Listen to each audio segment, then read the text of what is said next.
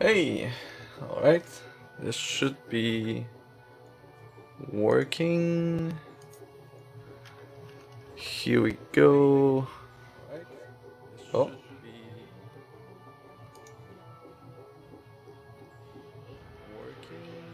Let's just mute this one.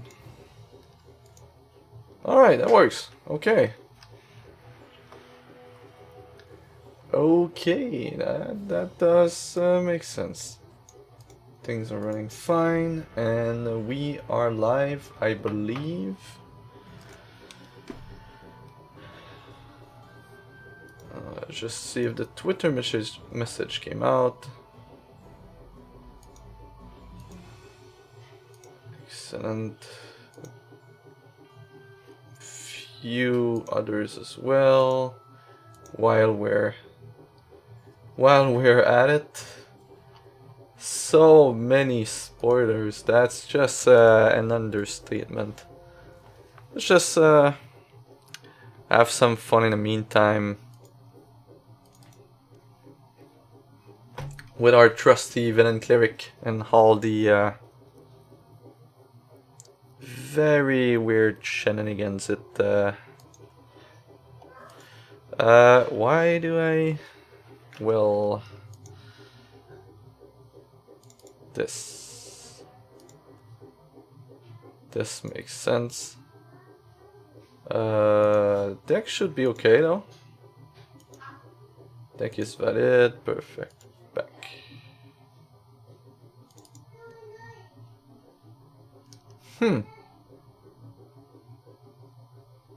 Okay, that was weird. And I'm pretty sure when we enter the dungeon, it won't like me very much. So let's try another fight before entering the dungeon, just to make sure that things are working. Hey, stupid idiot! How are you doing today? Welcome back to the stream. Doing a bit of PvE first, and then we're going to review a metric ton of news and spoilers. So we've got our morning cut it out for us today. Meantime, I just want to have fun with this this cleric build though, because I enjoy it so much. Let's keep that and where do we go with turn 1? We're clearly playing as a fire, and we're clearly putting blessings in our deck. Do we Chronic Madness or change course? I believe change course is the best one right now. Do we lose a blessing to have a divine altar? That is a good question. I think we're going for divine altar on turn 2. It's going to be a bit slower, but that's okay. And since we already started with an additional resource, I'm not too sad of putting a bit more stuff into the crypt. Turn 2 divine altar, turn 3 into the second ruby shard, I guess. Oh, we've got a blessing, look at that. Excellent. This. And now we should not be dying.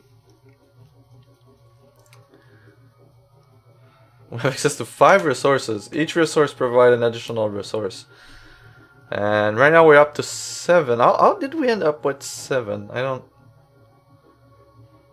When a champion draws a card, that champion gains a resource. Oh, that's what's happening. Okay. Drawing a bunch of cards there. Let's see if we can find more blessings to draw some cards and gain resources. That's funny. Okay. We're now at 6. Let's see if we can find another blessing, I guess. We've got a blessing of the immortal already, so... And a marauder. I'm definitely going for the blessing of the immortal here. We'll be able to get 2 going, so crowd roar is a given. And likely just get another blessing going. I don't want to purge flame right now.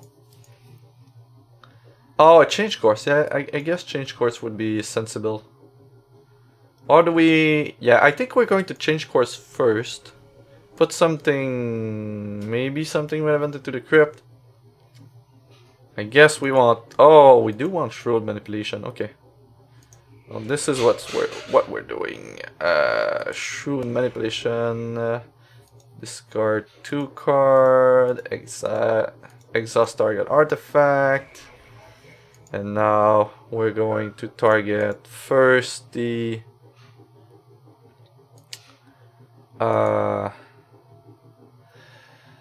it's last in, first out. So first we target the Rat of Zakir. No, first we target the Slytherin Marauder.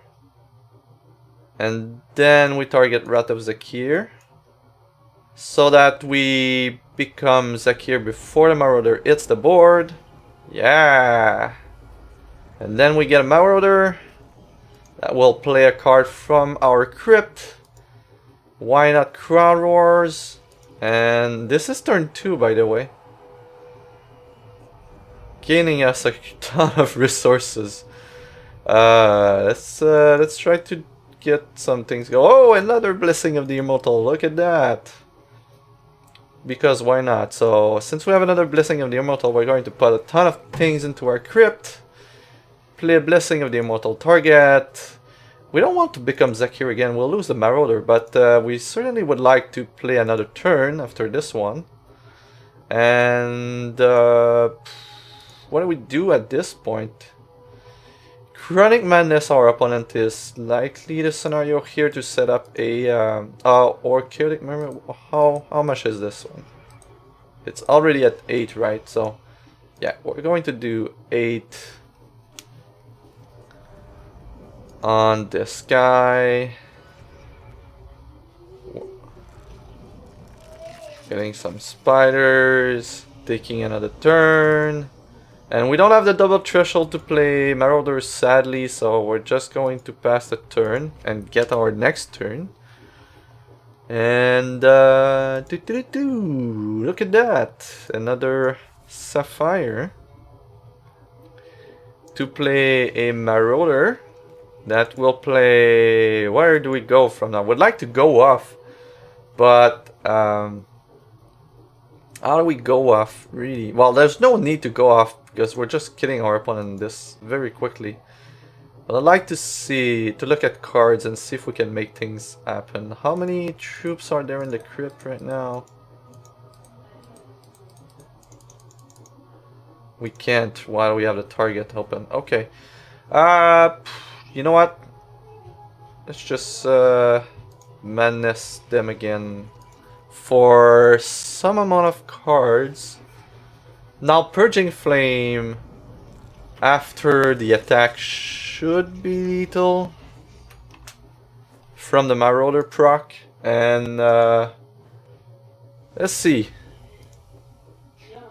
Purging Flame, is that enough to kill our opponent right now? 9. Do we have 9 troops in there? We had... Oh wow, we had 4. Okay. We're still getting him next turn, but that's a sad thing. We're at 19 available resources. And keep in mind that Rat of Zakir is broken right now. It doesn't even give us the access to the champion power, so yeah, it could be better than what it is right now. That's a fun one to start with.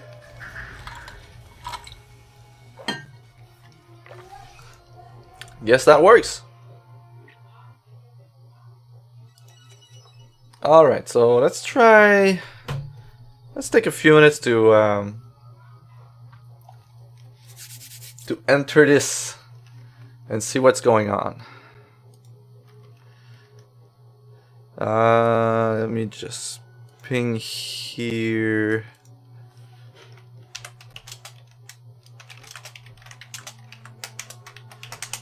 And the ping here.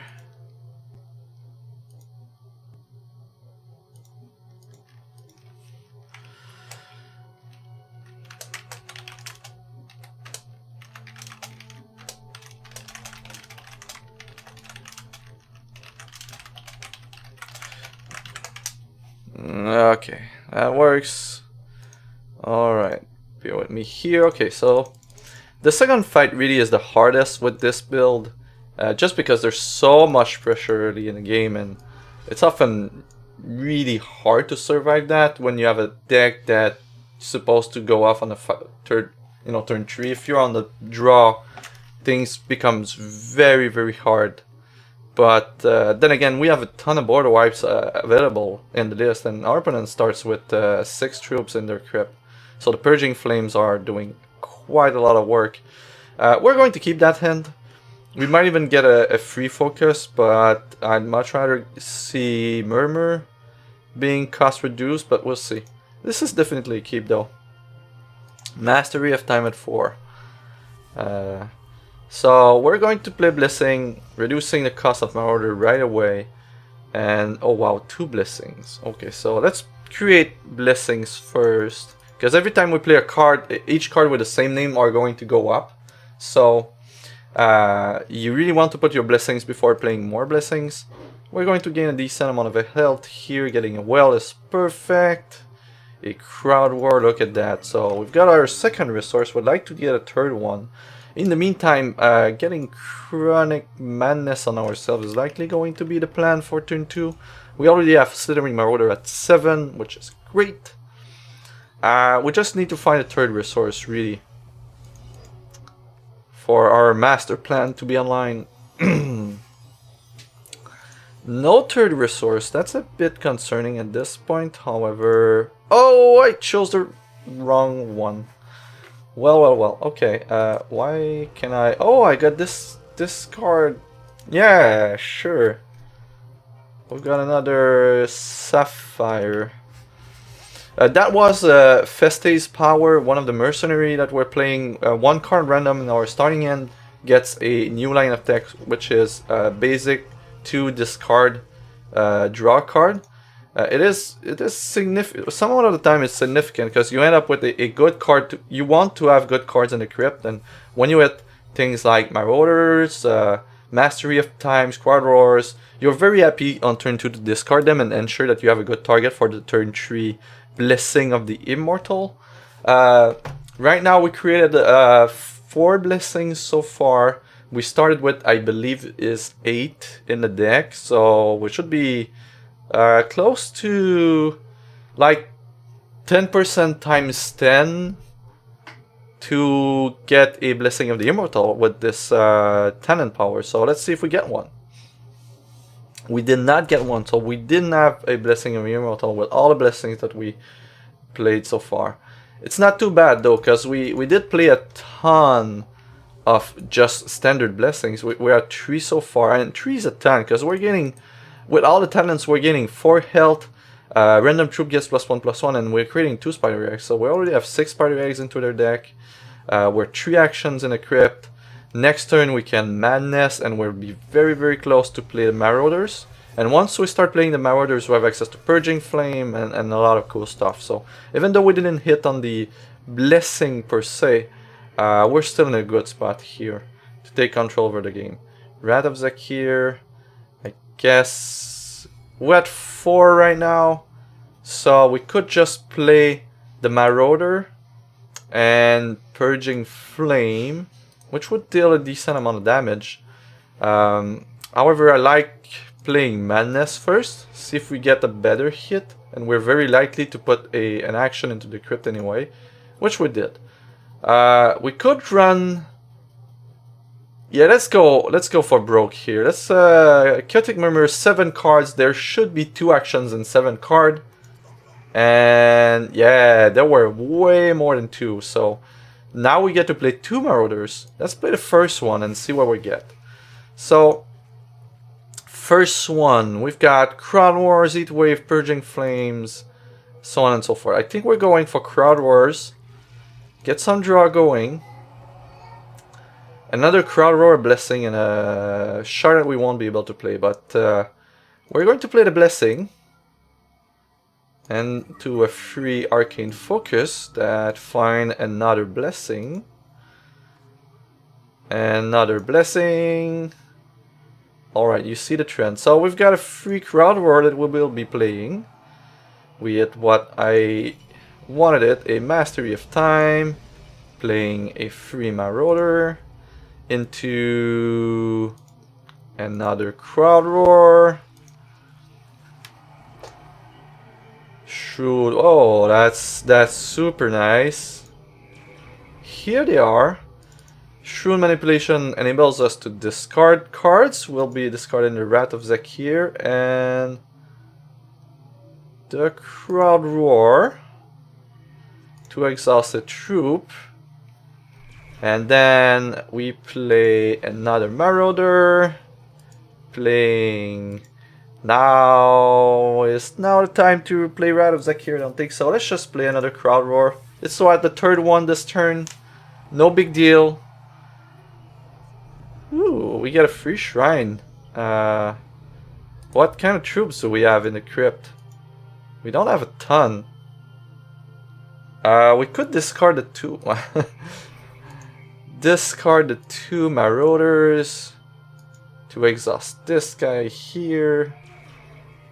Then play the shrine, get two Marauders back. And then we play Heat Wave, and then we play a Chronic Madness. This one is 8, right? Yeah. Chronic Madness on our opponent. And the Heat Wave will be doing, will be wiping the board. And now we're set it up for a Purging Flame that should kill our opponent. So Mastery of Time. And at this point we just Kitschik Murmur our opponent as well. We already have lethal on the board, but that was a fun turn. 3. And then we attack with lethal. Is it? Yeah, it has. Yeah, it's way more than we need. Okay. Went a bit overboard. But that was a fun turn.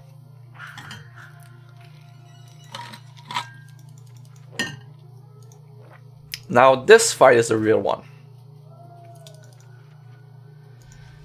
So we start with a Shrine of Brigading in our deck. With the rest are blessings, and this is a 60 card deck. So let's look at how many blessings that we start with. Oh, we do get extra copies of Marauders as well, so 72 is a bit misleading. I think we get... Oh, we start... Why not start with a Blessing of the Immortal in our hand with a Shrewd Manipulation? We're keeping this. We only need one Sapphire to enable that, and on the second turn we can Purging Flame, and since we already have troops in our opponent's crypt, that should enable us to survive. We got a well. Everything is okay. So, second turn, Purging Flame. Third turn, Shrewd Manipulation. Discard Wrath of Zakir and then become Zakir. Sounds like a good line of play. Doing some powerful stuff. Creating some Vatters. Yeah, let's go Purging Flame. We're at 6 health right now, so definitely want to stay alive. And if anything, we can Purging Flame again, but it doesn't seem like a good deal because we're only doing 3. But now that we stabilized, we will be doing some great stuff. We want a Sapphire with this one. And now we're online. So Shrewd Manipulation. Let's discard 2 cards, Wrath of Zakir and the other Shrewd Manipulation to exhaust this guy. Create some blessings. And now we can play a blessing to become Zakir. On turn 3, mind you, getting a free dragon and doing 5 to all non-dragon champions and troops. And the game should be set from there. We don't have a ton of actions in our crypt though. That's a bit of a concern, but we do get to play the Crowd Roars on turn 4, which would likely provide us with all that we need. So let's become Zakir again. Get another dragon. Sure, why not Hunas? And this guy here. Okay. Why chaotic murmur ourselves? No, at this point we just target our opponent and play this for free, getting more actions into our crypt. Oh, a resource. Okay. Oh, Marauders cast 3 now. Would like to see another Sapphire resource, but we already have the win in the pocket, so to speak. And yeah, I've got enough dragons to make everything explode. Alright, dragons. Yes! Okay, maybe we do one more fight before we go in the news and everything. But, yeah, this one is fun. I just really like it.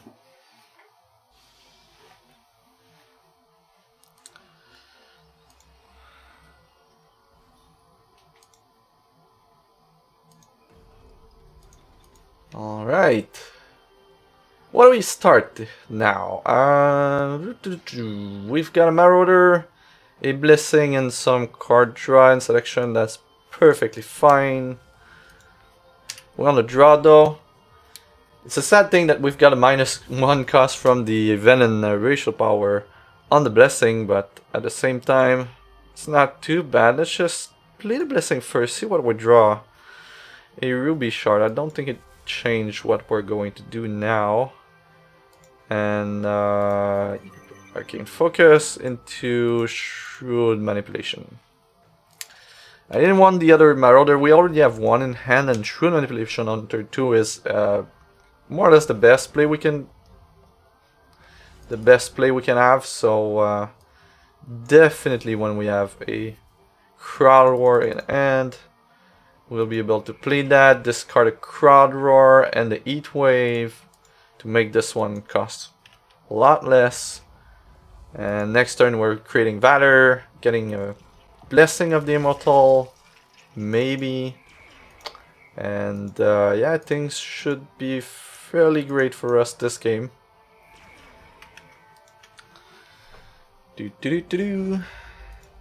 Sure, let's trade.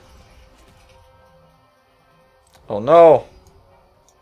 He's playing things. And we've got a Blessing to boot, so I'd like... yeah, I guess we're going with Sapphire. Generating more Blessings, and we generated 2 Blessings per turn up to now, up to turn 3, so 6 additional. We start with, I believe, from the talent side. I have to review the talents, but I believe it is 6 or 4 plus 2 with the party passive from one of the mercenaries, so we should be at 12, 14-ish right now. Should be able to find a Blessing of the Immortal. And we did, so let's just play this Blessing first. Acorn. We've got a Crowd War to discard. I guess our priority right now is to... oh, we don't have it. Yeah, we have a Crowd War, right? So let's do that. Let's do the Crowd War. Draw 3 cards, play them for free. Blessing and another Crowd Roar, okay. Play the other Crowd Roar. With a Wrath of Zakir. Alright, so we're becoming Zakir this turn. Playing a Blessing. Playing a Blessing. Oh, Darmak is creating a ton of cards. We've got a 1-cost Marauder. And... discard 2 cards. We can discard an action, say Crowd Roar, and Chronic Madness. Let's exhaust this guy. Now we can play Marauder for free. And why not play another Crowd Roar? Because we like to play cards for free. With this is getting a bit out of hand, but I love it. Still turn 3. We need cards in the... Wow! Another Blessing of the Immortal. What's going on? Okay, Marauder. How many Crowd Wars can we play in one turn? I think this is the 4th one? We had 3 in the crypt, so this is the 3rd one for sure. We've got Wrath of Zacchaeus for days. We've got Mastery of Time. Let's just play Mastery of Time. Chronic Madness ourselves. And now we've got Blessings of the Immortal to do. What do we do with the Blessing of the Immortal? Let's just try to pick something nice, like a Slithering Marauder. What do we target with Blessing of the Immortal at that point? We've got another Wrath of Zacchaeus, but we're losing all our troops if we do that. Or most of them. We got Purging Flame. Oh, you know what? We can set up a Purging Flame, can we? Yeah, this is what we're going to do. So... we're going to kill them with Purging Flame. This is... and this one is 8. That's perfect. Let's do this. 8. Yeah, that Purging Flame is going to be big. We've got some Blessing of the Immortals. Does it really matter if we lose our troops or not at this point? I don't think so, but let's just do another one, which would be Chaotic Murmur. And we've got a Freak running Madness. We might bury them before we kill them with Purging Flame, to be honest. At this pace. Ta-ta-ta-ta. Alright, let's do some crazy stuff. So, this Blessing is going to get a Marauder that is going to get a...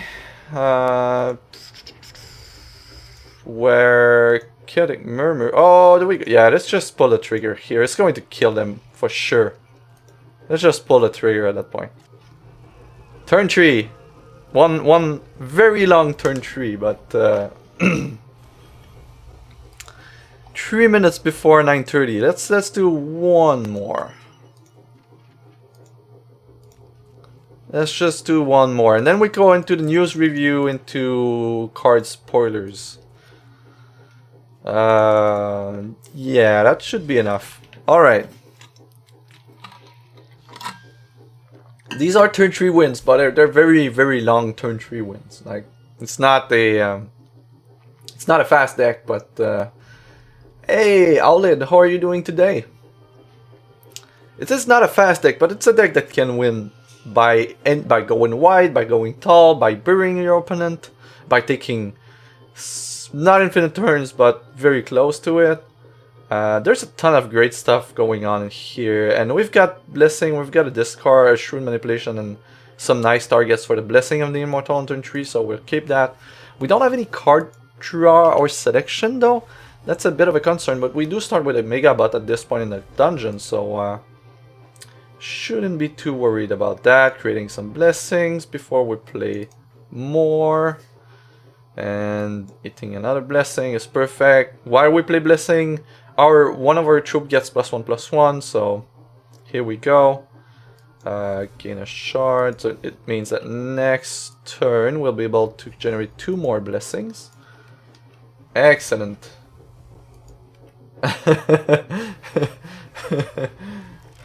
No, the sequence has died. That's sad. Oh yeah, sure, why not? Why not block with a spider? Yeah, this we're playing a shard, creating more Blessings, playing another Blessing, playing Shrewd Manipulation, and then we attack. Already have 3 Blessings in the crypt. That's perfect. Yeah, we're doing it. So turn 3, Blessing of the Immortal. We either become Zacchaeus or take another turn. I believe that we become Zacchaeus, right?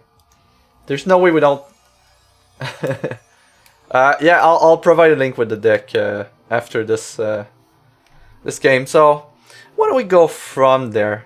It does require level 15 Venom Cleric though if you want to make this work, because the Venom traits are very key here in making this a turn 3-ish win instead of a turn 5-ish win, turn 3-4 win instead of a turn 5. So very important to have a Venom Cleric level 15. You can do it with other clerics, but Venom Clerics are the best for it. Put more blessings in the crypt. I think we go with Blessing of the Immortal, right? Just have to... Well, let's see if we get one first. We did get one, so... What do we do? Yeah, let's discard Mastery of Time and... discard Mastery of Time and Wrath of Zakir to exhaust this. And now Blessing of the Immortal. We don't have any... I'd like to have hit the Marauder, but at this point we just become Zakir and should be enough for us to get the game going. So we get, when we play Wrath of Zakir with the equipment, we get a free dragon. So turn 3, do 5 to all opposing non-dragon troops and champions, and then become Zakir and get a free dragon. Sure. Because why not? And yeah, we block. 38 health, but no reason not to block. What do we do with this turn though? How do we win with this turn? I believe we win by checking what we draw first. We don't have any troops in the crypt, do we? Yeah, I guess we don't have any troops in the crypt. We could... we don't have any ways to play this. One is 4. Yeah, we won't be able to kill our opponent this turn, but... Okay, so now we have troops in the crypt. That's perfect. Well, next turn we're going to end this with a bang. Unless... Yeah, next turn we're going to end this with a bang. Drawing a ton of cards! Oh my god. Yeah, next turn is the turn. So what do we do next turn? We play the Shrine. We get 2 random troops from our crypt into play, which would be this Marauder here. And sadly we didn't pick another Marauder. That would have been ideal, but at the same time we can discard the Crowd Roar. Yeah, we need to discard a Crowd Roar first. So discarding the Crowd Roar and a Murmur here to exhaust this guy. I know we already have the kill, I just want to have fun.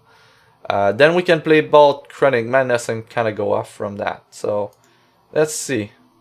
How far can we get this turn? We get to play Crowd Roar. And free Chronic Madness and change course maybe. If we get another Marauder, yes we do, okay. That's great. What do we want to play with the other Marauder? We could become Zakir again, we could take another turn. We don't have any Crowd Roars in the crypt, we have a bunch of Wrath of Zakir though. What do we go from there? So many ways. We could, do we have a Purging Flame? We don't have a Purging Flame. We'd like to have more things in our crypt before we do anything else. So let's just Chronic Madness ourselves. We did get a Crowd Roar, so this is what we're doing.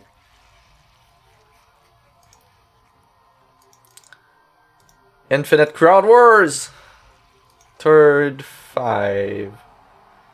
Another Marauder! Okay, so play the Blessing. Free change course? Sure.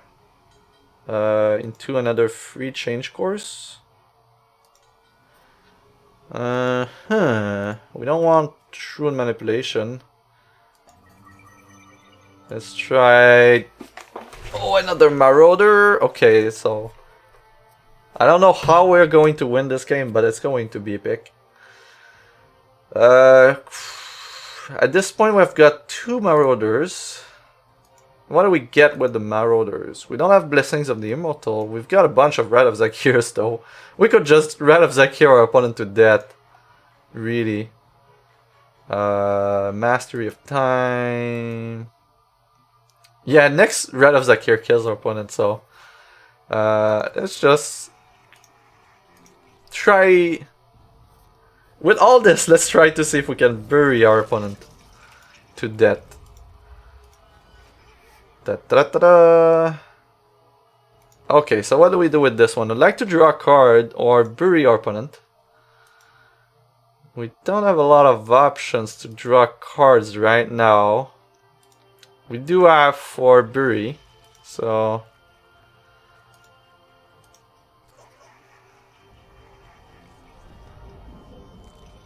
I should have gone with a change course.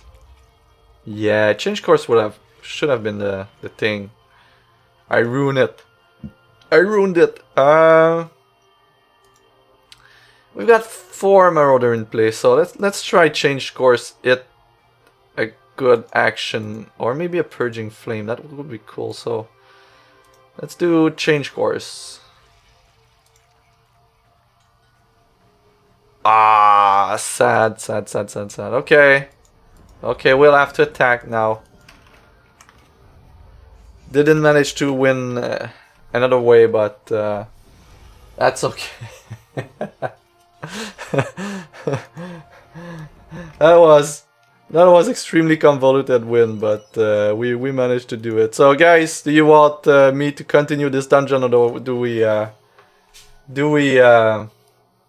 go on with a preview, with the spoiler and the news review? I'm giving you a choice right now. We can finish this dungeon. Shouldn't take much more longer though. Shouldn't take much more longer.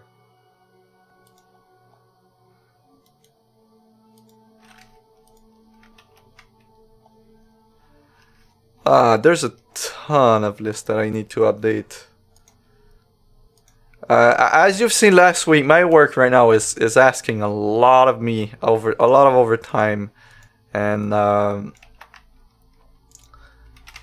you will find the list I'm playing right now in the Campaign Adventurers Guide. If you go in under the Venom, you'll find a list from CoachFliperon, which is a Cleric 15 Casual Immortal Resurrection. That would be the list. I did change it since I wrote the since I added the list to the guide, but for the most part it's just, you know, I'm just switching the threats, the action, the big action payouts. Right now I'm playing Mastery of Time instead of Twin Eternities, for instance, but that's just preference at this point, because you just want to have big flashy actions that just win the game. I can't wait to play what is it? Is Ultimate Power? Something along these lines from the spoilers. What was the name again? It's not Ultimate Power, is it? It's Unlimited Power, Absolute Power. Absolute Power, draw as many cards as you want. So with this deck, it's going to be fun. Like, you're going to draw a ton of cards, put everything in your crypt at the end of the turn, and on the next turn you play everything in your crypt for free. That's going to be insane. It's not going to be faster, it's going to be funny. We've got Shrewd Manipulation and Divine Altar, so we're definitely keeping this. Even get one of the actions, -1 cost change course. Perfect. We're definitely opening up with change course here. We want a shard. That's the only thing we want, is just a shard. And we do get a Wall of Innovation. We get to have one action in the crypt as well. You know, making sure that we get enough actions in the crypt is really key. And hopefully there will be another, you know, very, very strong high cost action in set 6 that's going to be insane. Oh, we get a Marauder, look at that. So, okay, so we get a Ruby here. Want to make sure that we hit our thresholds right.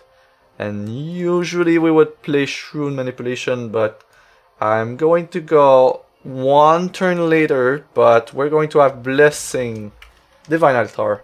And that's going to make a huge difference, because if we get a Blessing of the Immortal, we get to target 2 things in the crypt. So with Shrewd Manipulation, we'll be able to just get 2 more turns. And that should be the win. So here we get to play Shrewd Manipulation, put some more blessings in the crypt, in the deck.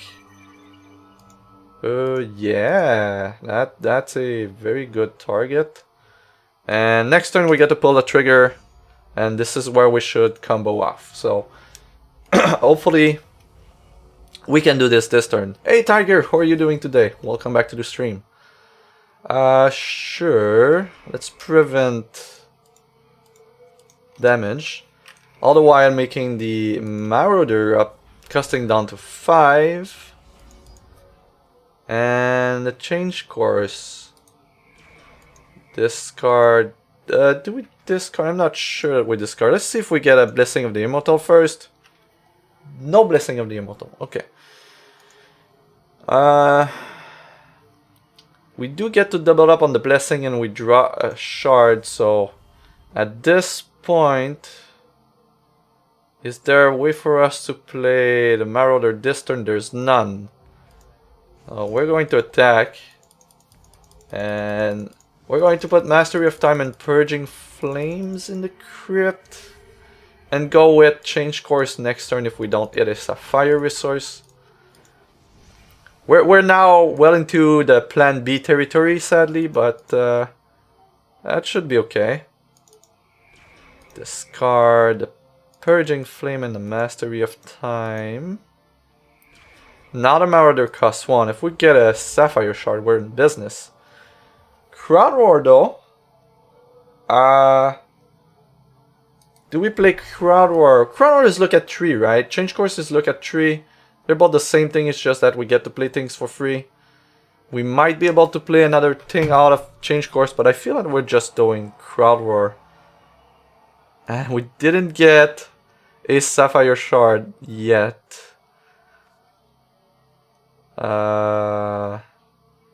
We can play this Marauder though. Okay, so there's a Marauder that we can play. That's perfect. This is what we need.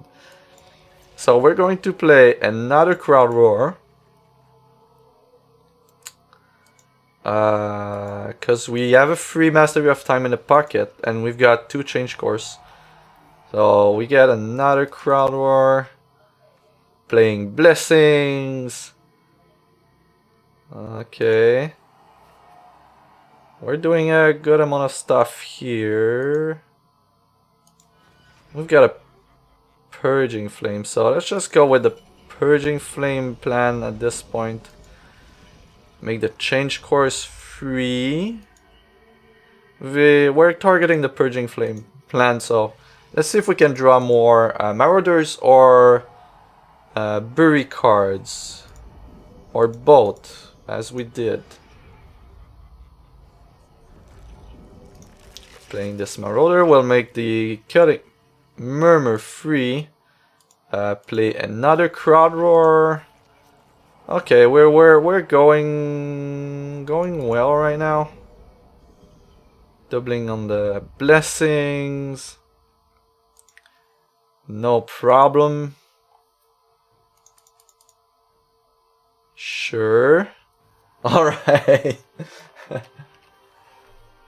Doing fine. Work is being a bit of a bitch right now, but that's life. It's been a rough few months where I've been doing a lot of overtime for a lot of different issues. Sadly, non-related issues. It's just that it appears that life at work seems to be piling up on crap, but it happens. Just have to live with it. Okay, so let's see if we can find more Bury cards. We've got a free Arcane Focus, we've got 2 Change Courses. It's not a Bury card. Change course into a Chronic Madness. And then we have got another Change Course. Getting all the spiders. I think we're going to manage to bury our opponent this turn. Yeah. Yep. I don't know how many Cunning Madness we played. Well, we know, right? This is 16, so this is the 4th one. And... oh, do we eat wave for fun? Eat wave! Let's clean up the mess. Clean the spiders. Do. Look at that. All the spiders. Okay. And let's just attack with a 15-16 robot. Because why not? Oh, it's true. We had 3 turns. We did have 3 turns.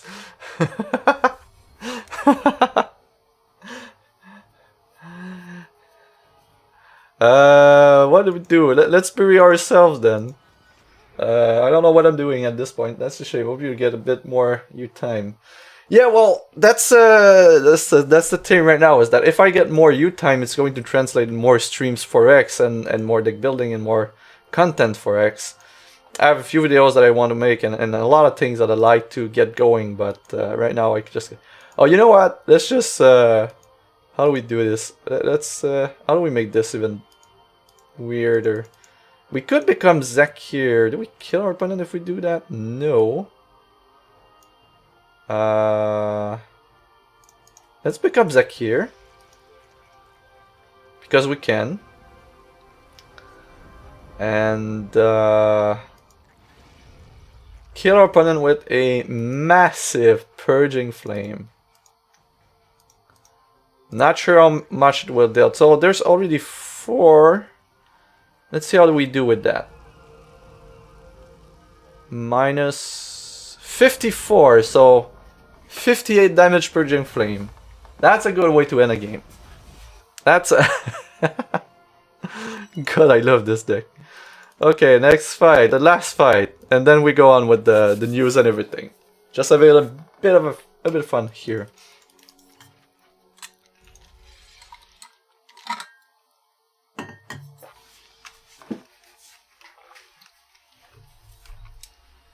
So, hopefully we get to do some crazy things again.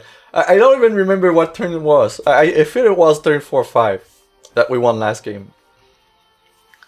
Wow, 2 Blessings and 2 Marauders. Yeah, let's just keep this. We don't have any engine, but we're putting two actions in our crypt already, and we've got enough redundancy in the list that things should be okay.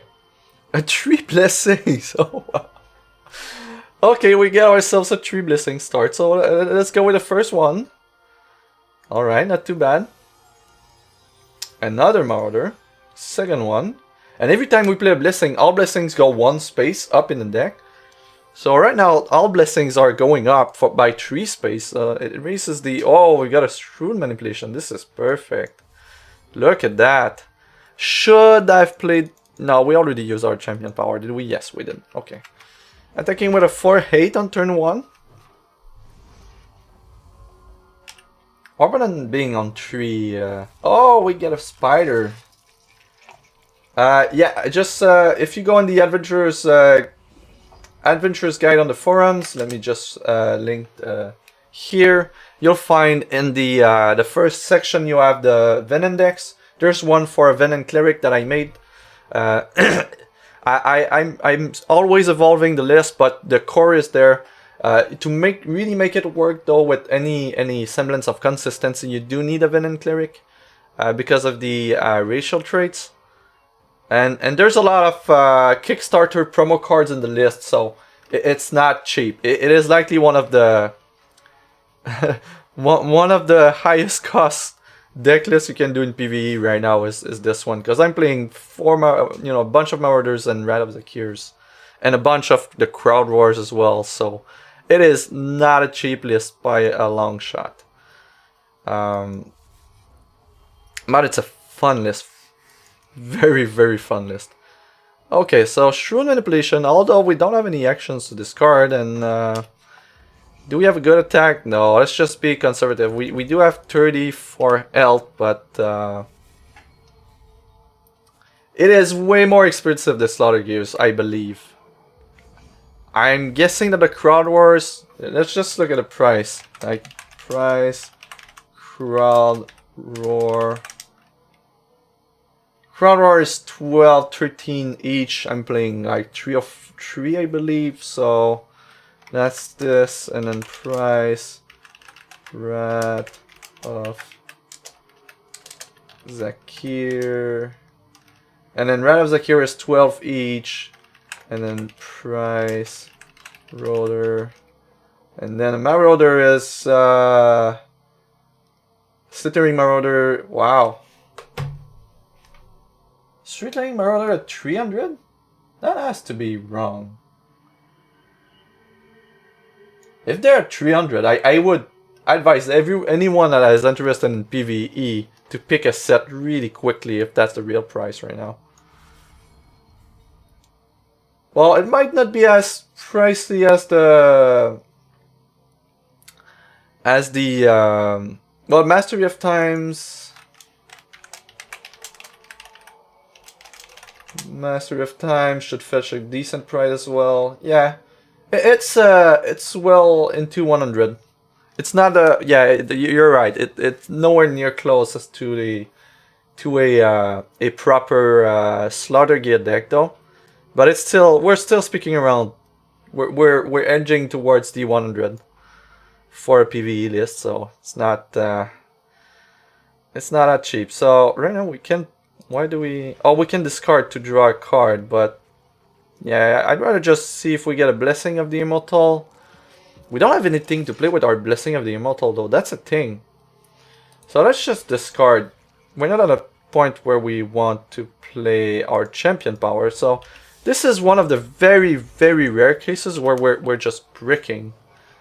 Although this turn, if we get a Blessing of the Immortal, we could put a Slithering Marauder in play. So that could be a thing. What I'd like to do first, though, since we don't have a lot of things in the crypt anyway, I think we're just going to Crowd War and see what we get. So we're already becoming Zakir this turn, which is great. That means next turn with we don't have the power anymore for the Blessing of the Immortal, but we are Zakir, so we should win. We do have 2 more Slithering Marauders in hand. And we've got a ton of good targets in the crypt now. Next turn we can play one of the Marauders to become Zakir again. And we've got a Purging Flame, look at that. Purging Flame sounds really interesting in this position, so... Let's just discard these 2. Get to play a Marauder. Purging some Flames. Or Crowd War, let's just play Crowd War. We may be able to play this other Marauder. Still. Chaotic Murmur ourselves. Yes! We get to play the Marauder. Alright, what do we do with this one? We don't become Zakir, I don't want to lose my board. We could... Yeah, let's just Purging Flame for a decent amount here. 19 to 8. That's not too bad. It's 11. And then we attack for 9. And then we win.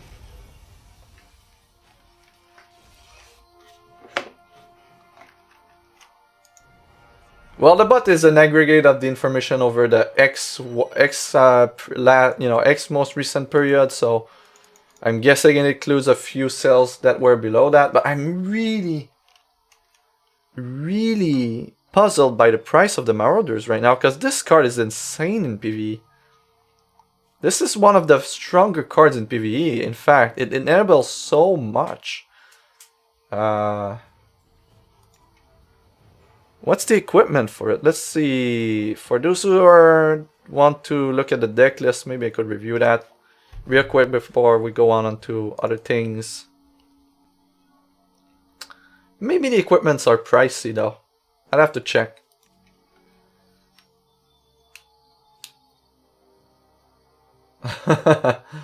well, they're going to be hard to come by. So this list is running 3 Marauders, 3 Wrath of Zakir, 3 Mastery of Time, 3 Crowd Wars, 2 Purging Flames, 2 Heat Waves, and a bunch of cards to enable us to draw and get to where we want.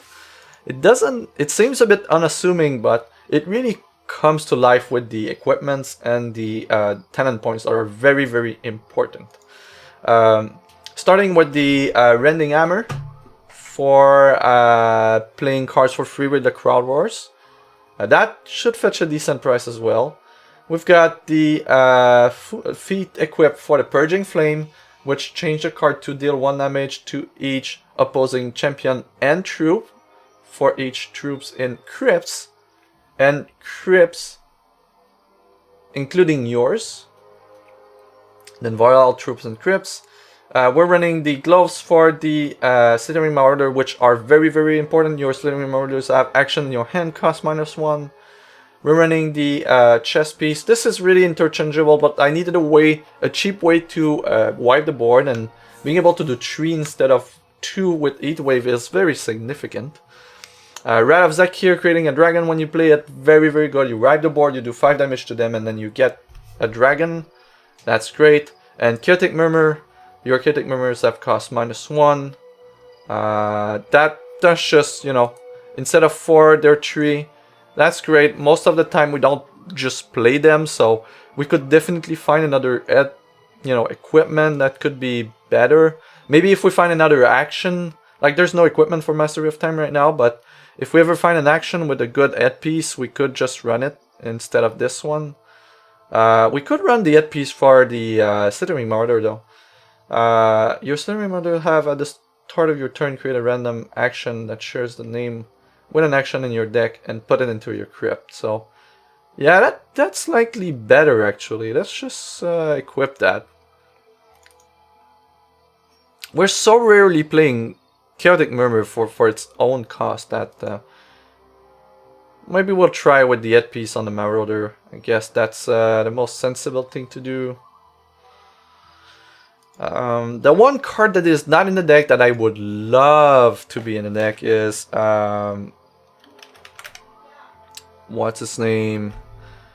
It's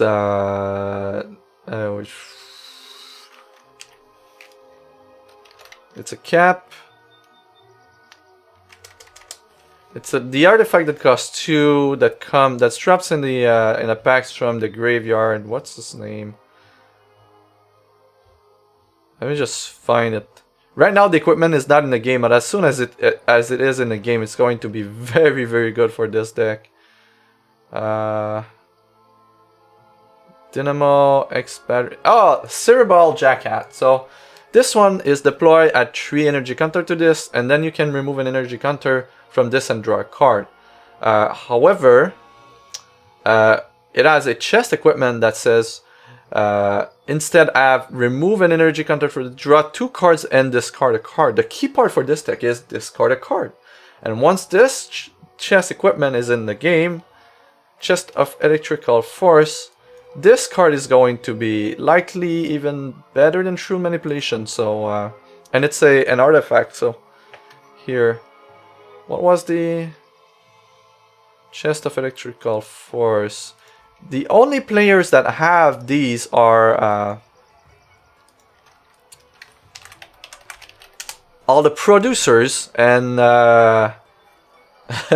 you can imagine that they're not putting them into the auction house, and if they would, it would cost a ton of platinum. But Hammer. Rending Hammer, yeah, like the equipment is still extremely, like, Rending Hammer. The equipment for Crowd Wars and Marauders are likely nothing to sneeze at as well. Because, yeah, they're costly, so I'm pretty sure this list goes up to 100, considering the equipments, and even the mercenaries, like, we're running Tafford. Tafford is not a Kickstarter exclusive, so that should be okay though. Yeah, Tafford is okay. Feste is really a slot that is open, but we don't have much else to run with, so The cleric doesn't need to be 15. It needs, which talents are, you need to be able to get Oleans for sure. So you need to be at least 10. 10 for Oleans. And you want to be able to get blessings into your deck, and you want to get Disciple of the Mind. So so you need this. So 2, 3, 4, 5, 6, and then 7, 8, 9, 10, 11, 12, 13, 14. Yeah, you kind of need to have all the talents for it to really work. So yeah, you do need to be 15.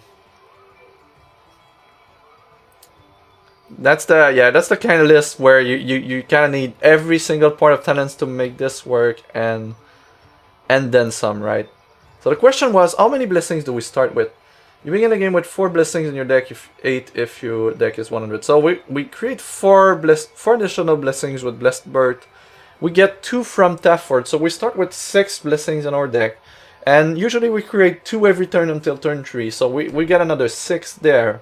So that means 12 blessings, and each blessing has 10% chance to be a Blessing of the Immortal. So most of the game, when you use the Disciple of the Mind talent to fetch a Blessing of the Immortal from your deck, we will have one. So that's the core of the list, really. It's just to start with a lot of blessings in your list, and then on turn 3 you go Blessing, Disciple of the Mind, and then draw Blessing of the Immortal, and by that time you have something relevant to play from your crypt, and then you play it, and then you're golden. You can play, there's a 100 card version of this list where you get to get 8 blessings instead of 4, which is significant because it improves the odds of getting a Blessing of the Immortal by a ton. But it's less consistent since you're running a 100 card deck instead of a 60 card deck. Even running a 60 card deck, we get 2 additional copies of each card with a glove equipment, which is the Slithering Marauder.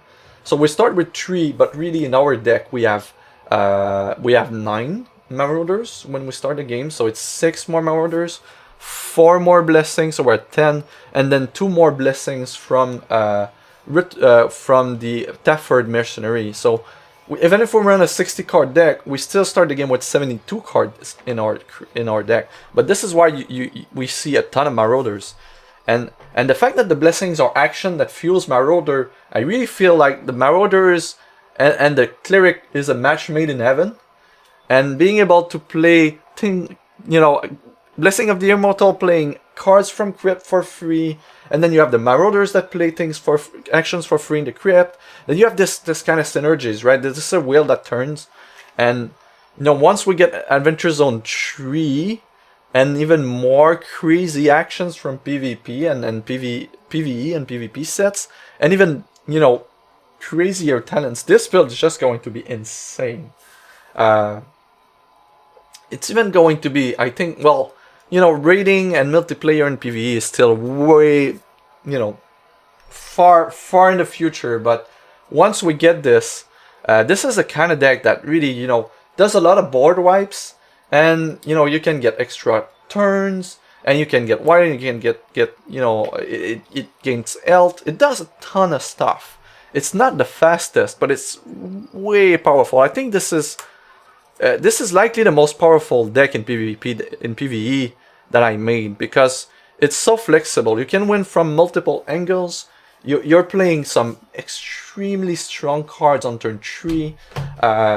You got a lot of staying power. It's very vulnerable to very aggressive opponents, like the second fight in the Great Machine Graveyard, where you get attacked with 2 4 attack troops as soon as turn 1 or turn 2, and it can really hurt you. But if you're not playing blessings, then you're just wiping the board, and if you're not wiping the board and not playing blessings, you're likely going through your deck to find a combo. And if you're doing that, you have things in your crypt, and if you're not dead by turn 3, usually you would play a Rite of Zakir or something really big, and then stay alive. There are tons of other actions that we could be playing. We don't even need to with a list like that. What is really fun is that you just pick whatever you want to play, really. We could be playing any actions that are high costed, even outside of the shards that we're playing with this, with this character. So really, just if we look at just look at actions, sort by cost, and you'll see that we could easily play Psychic Ascension. Not even we could play Transcend, play all shard, stand on resources from your deck, and then there's a head equipment, put 3 random troops from your deck into your hand. That could be a thing, right? We could, because the only troops that we have in our deck are Marauders. So if I actually, Transcend, I love that. Transcend, we could play 2 with the head equipment. And oh, I love that. Wait, I don't have the head equipment? Oh, that's a problem. Colors Coal. Let's see if we can. Yeah, let's try that. I do want to do news reviews and stuff, but just throwing an idea here. Transcend seems to be like a nice thing to do with a list like that. It's a shame we can only play 2, so it's color.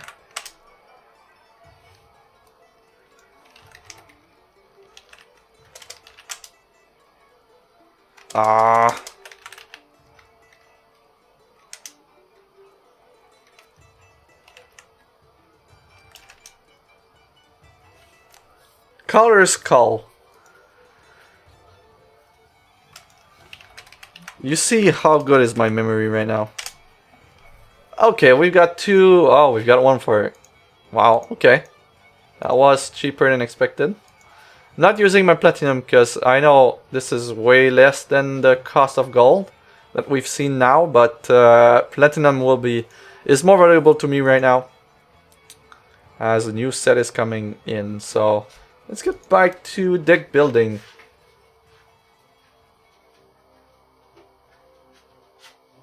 $15 cost action is the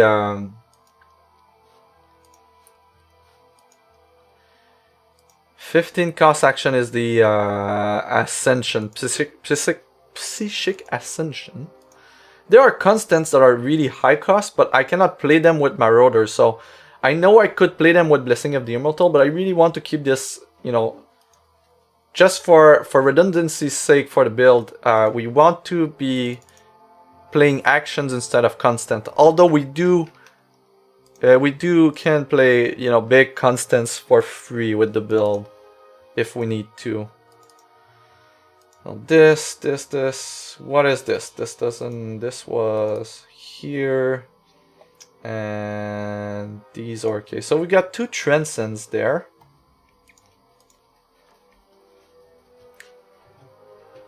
We could play a Comet Strike, but that doesn't really work well with what we're doing.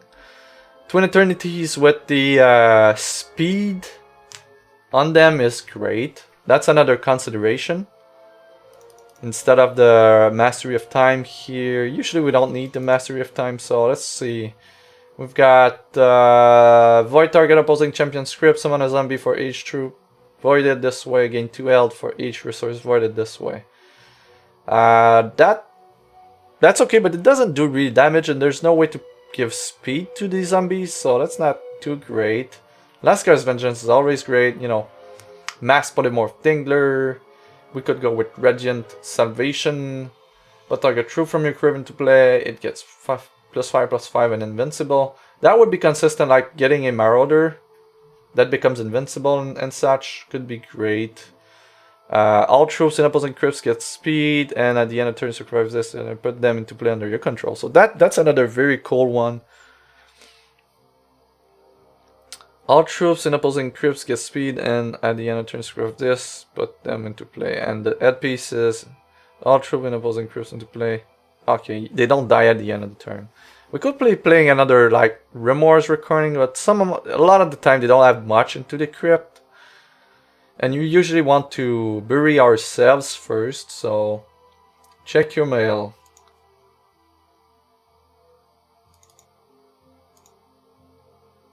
Cantrip.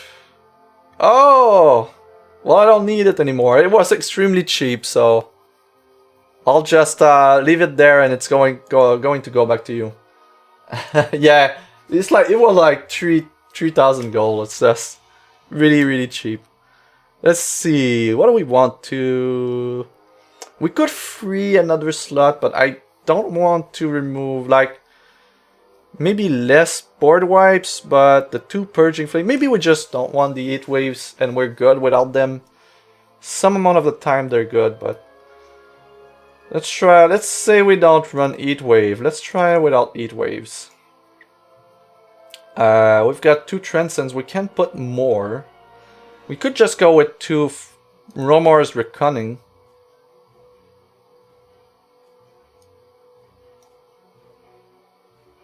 +5/+5 crush, purge. It's not a lot of you know, big actions there. Drag to the depth. Put all troops into your deck. Then they get, when you draw this, play it for free. There's an head piece that says put all troops into your deck. They get when you play this. That's too slow. It's a great action to play with these kinds of deck, but it's just too slow. Vex Storm. Yeah, I think we're going to go with that. We've got 3 slots open right now. If we're going, there's a chest equip. No, this is a head equip. We could play a bunch of Remor's Reckoning. Doesn't seem right. I think we're just going to go with Mastery of Times. Like the can even play up to 4, but let's just go with 3. So 3 mastery. What we traded, what we ended up trading is 2 Eat Waves for 2 Transcend. I do love the Mastery of Time to going off. It's better to go off than the other cards in most scenarios. We still have a chest equipment though that is open at this point, so not seeing a lot of chest equipment with these cards. Nope. Well, we could run the one for the acorns, but we really don't want to pop the acorns. So, no chest equipment is a bit of a drag. Oh, war spoils. Oh no, that's yeah. That's relying on us attacking. Let's see if we can find something great with a chest equipment. Yeah, let's go. No. Yeah, let's try it like that. I want to play one of the Transcend. That's the goal right now. I just want to play one of the Transcend and see how well it works with the list. And you know what? All cards are extended besides the Rat of Zakirs, and it's really bugging me, so we're going to do that. I'm a bit of a... Let's do that, so... Because I'm going to play these cards for a long time, and they're Kickstarter exclusives. It deserves to be extended art. Look at that. That's way better. That's just way better.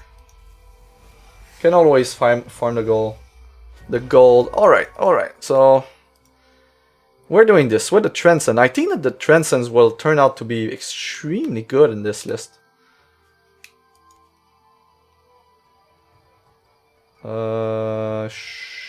Sure. Okay. So the goal is to play a Transcend on turn 3. Getting to get all our standard resources, playing all our resources, getting an insane amount of charges, and then playing a Marauder and going off from there.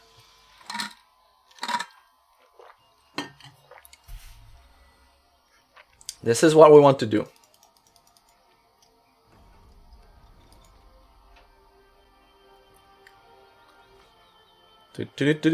No Transcend, but we have a change course and 2 acorns, I think, and the resources to go up to 3.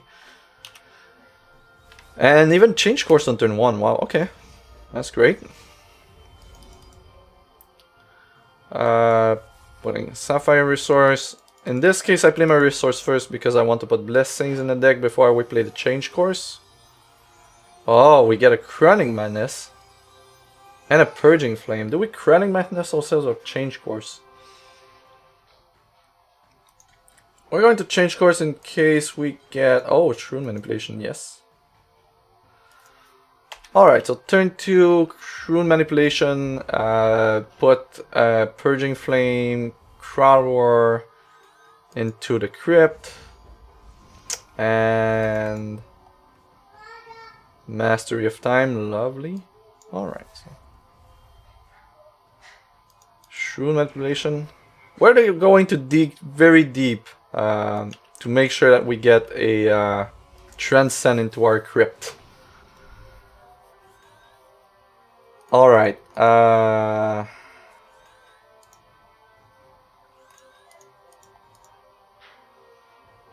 okay.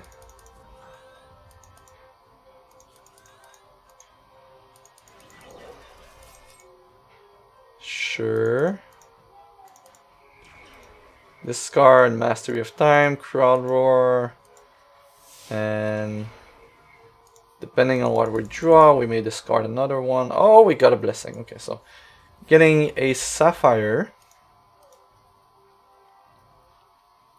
Adding more blessings in the crypt, in the deck. Playing another blessing. We really want to put Transcend in our crypt right now, so we're just going to go hard on the self-bury and try to make things work. This, and we can play this to go. Do we go Crowd War or Chaotic Murmur ourselves? I think we go Crowd War. That's better. Oh, we've got a Shrine, perfect. Okay, Shrewd Manipulation, it doesn't do much. Shrine, we don't have any troops in our crypt, so that's a bummer. And then we lose it at the end of the turn, so there's no, we're not getting a lot of value out of it, but that's okay. Might as well play this one. And that would be the turn. We can always, what do we do next turn? If we get a Blessing of the Immortal, we can Chaotic Murmur ourselves or Chronic Madness ourselves. I guess Chaotic Murmur ourselves this turn is the best way to do it. Oh, this is nice. Chaotic Murmur ourselves. Nope. Didn't see one. Let's attack, see if our opponent will be blocking. Because if they're not blocking, we get to play the something for free. Which is great. And we're going to... Do we Mastery of Time? Chronic Madness ourselves is the best way to resolve this. So let's go very deep down the rabbit hole. Did not find anything yet. Oh, there's Transcend. Okay, so it's in there. It's in there. Let's see. Oh, this would be turn 4. Is it turn 4? Maybe not. Let's play a Blessing. Play a Shard. We can play the Divine Altar though, but we've got a Blessing of the Immortal. Okay, so let's do this. Transcend. Play all standard resource in your deck. Put 3 random troops from your deck into your hand. It puts the troops into your hand though. But these are all Marauders. And we're going to... Wow, okay, so it's going to take a bit of time here. But since we're playing all our resources, then it ensures that we can play all the Marauders. And... is that it? Okay. So, and we're just going to play a lot of things, right? So, Divine Altar. We play the first Marauder. What do we play? We can play another Transcend, although it doesn't really make sense. We've got a Purging Flame, so I guess at this point we're just burying our opponent to death. And then Purging Flame. Yeah, I love Transcend. I think Transcend is going to be... Because Transcend is likely just a win, right? Because we get to play... We get to have infinite resources or close to it. And then we get to play 3 Marauders. Yeah, I think Transcend is going to stay in the build. It's very, very good. Chaotic Murmur.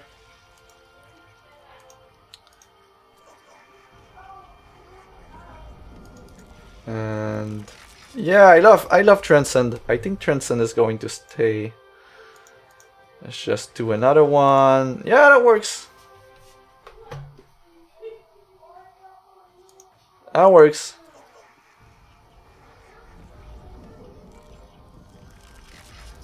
And Purging Flame. Wow, we didn't even kill him with the Purging Flame. We do kill him on a crackback though, but I love Transcend. That's cool. That does make a lot of sense. Alright, we're going to... Let's try another one. I just love playing this deck. I could just play this deck, really.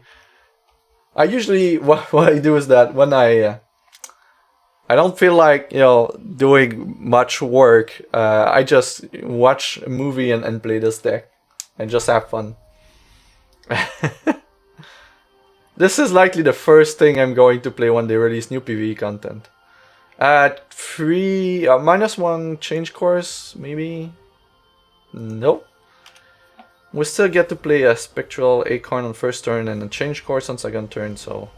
This is a kind of fight where you really want to get a heat wave, and now we don't have a heat wave, so... We might just die here. I think we're going to change course second turn to try and find a blessing to live just another turn. And hopefully we put something in the crypt, because right now we won't get to play another turn, right? So... Here we need blessing. We need change course into a blessing. That's what we need. And we did get a blessing, so we get to play another turn after that. We have a Purging Flame in the crypt, so if we get a Blessing of the Immortal, we live.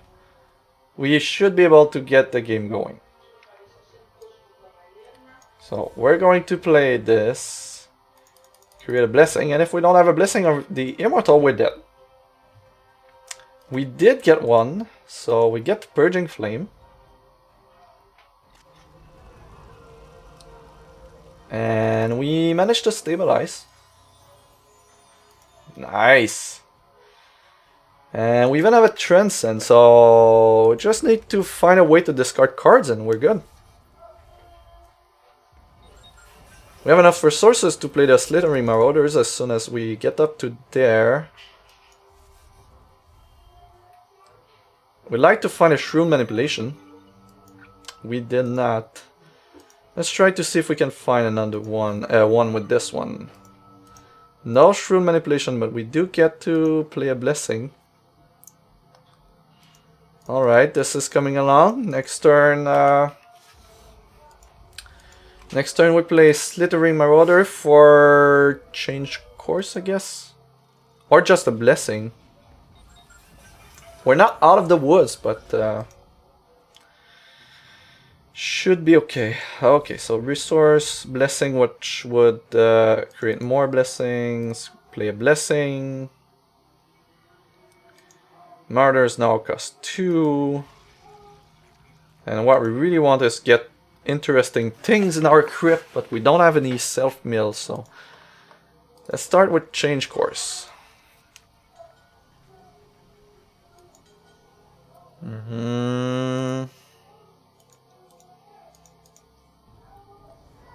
So we've got a Mastery of Time in the crypt now. Means we can take another turn.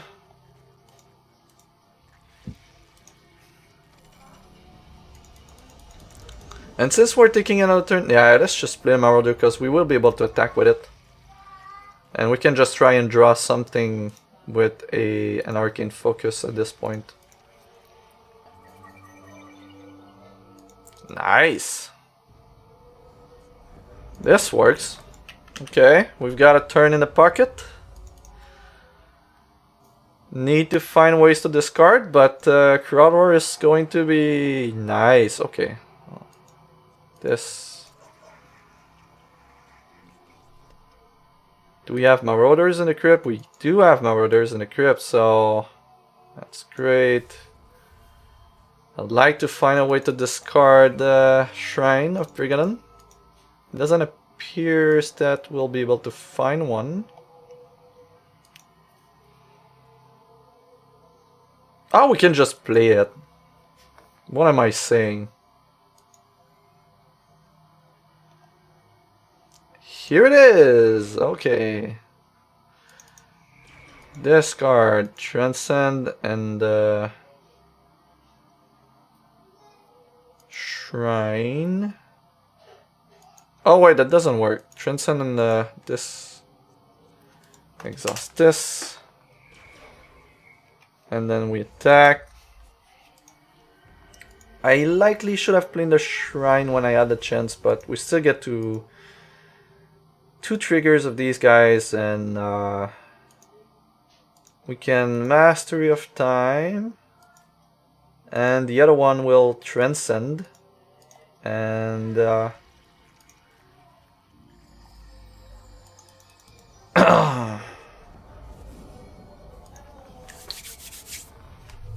that's great. I love Transcend. It's likely, you know, overkill, but actually, Transcend can make us win that turn, right? With 3 free Marauders. We could just bury and do Purging Flame at this point. What do we have for bury in our crypt? We just have Chaotic Murmurs. It's not that great. We do have a Purging Flame, so we'll be relying on this Marauder to... Oh, we can pre-shrine now. Okay, that's perfect. We don't have any Marauders in the crypt though. Let's see what the Crowd Roar brings.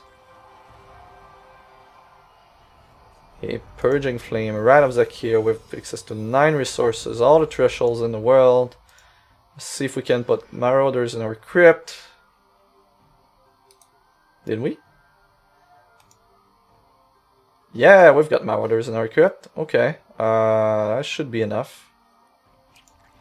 Play this one. Any bury in our crypt. Got another Murmur. Here. And will we be able to do the remaining damage? Between Rat of Zakir and Purging Flame, very likely. Let's see what we can bring. 2 Marauders now.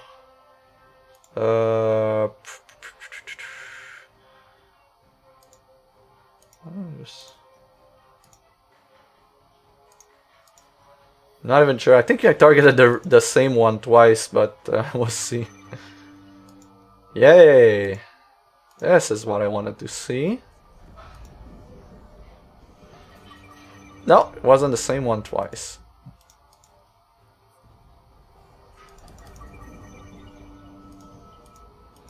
Oh no, okay, so this is the last game because we've done more than what we needed at this point.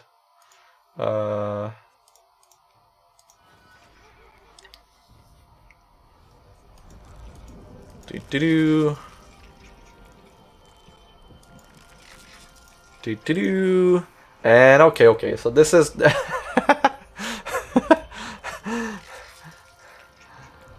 if there's a word for it, abuse would be it. So let's just play Rat of Zakir, kill most of the things I have in play. It's just going to fuel the Purging Flame even more. Because Purging Flame does each troop in crypts. So right now we've got a ton of spiders in our crypt. We've got a ton of troops in our opponent's script as well. Not a ton, actually. There's not a lot. So Purging Flame should be winning now. Yeah, minus 22. Okay, that works.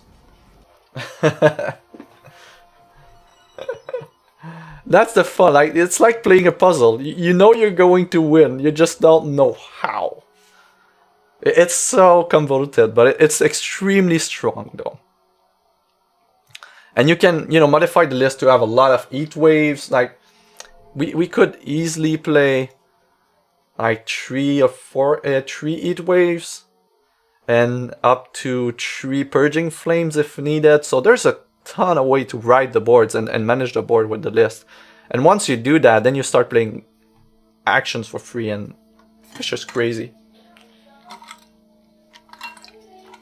I like it. This is my #1 PvE list. The one that I just can't stop playing is this one. All right, we did a ton of PvE right there. Now times to review the news, and there were a lot of news.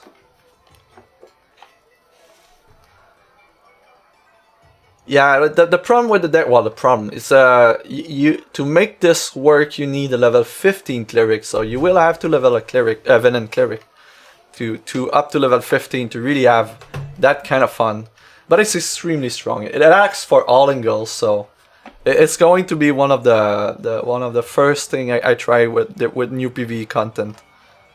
Like, it has direct damage, it has bury, it has going wide, it has going tall, it gains health, it puts spiders in their deck. Like, it's all over the place. It does everything, and it plays the most powerful actions in the game for free,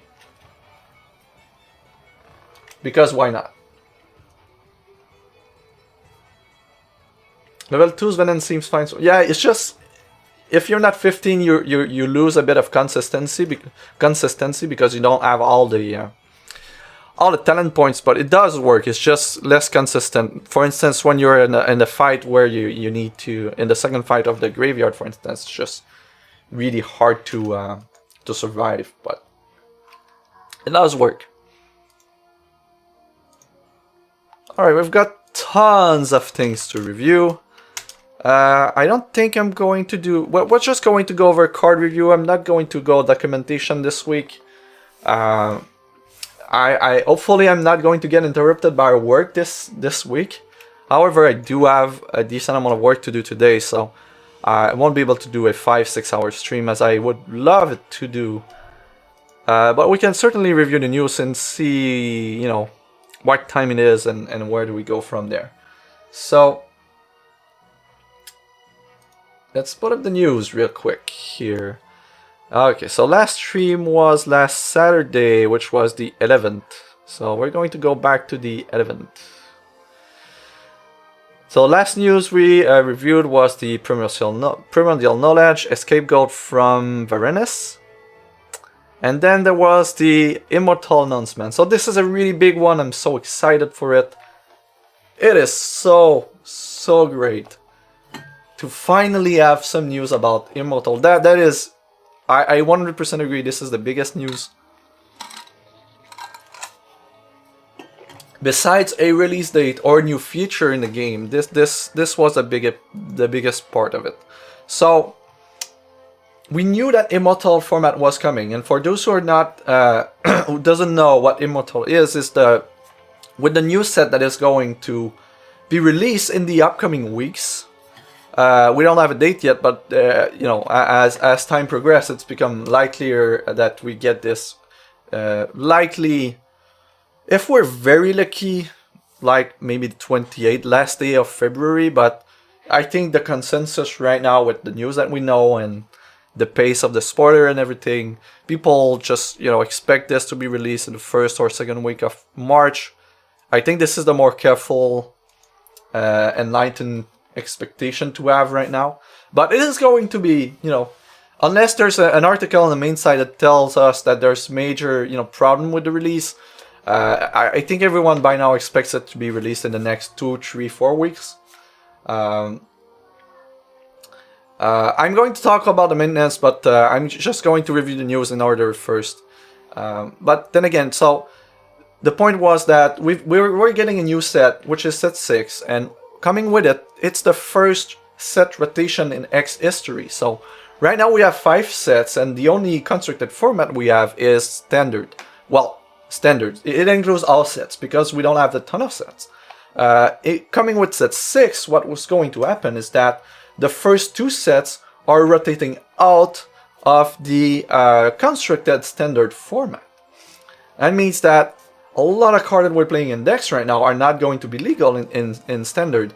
And what is going to be the standard format is the constructed gauntlet that we have right now. The constructed ladder, not gauntlet, the constructed ladder that we have right now, where it resets every 2 months, and the top 64 battles for a $5,000 prize pool at the end of the month. Infamous Neo, thanks for the hosting, appreciate it, sir.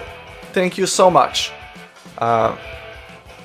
So, constructed standard is going to be the ladder where you're going to go through the ladder and you know, raise your rank, get free packs, get, you know, awesome animated sleeve, and get a chance to participate in a big cash prize tournament.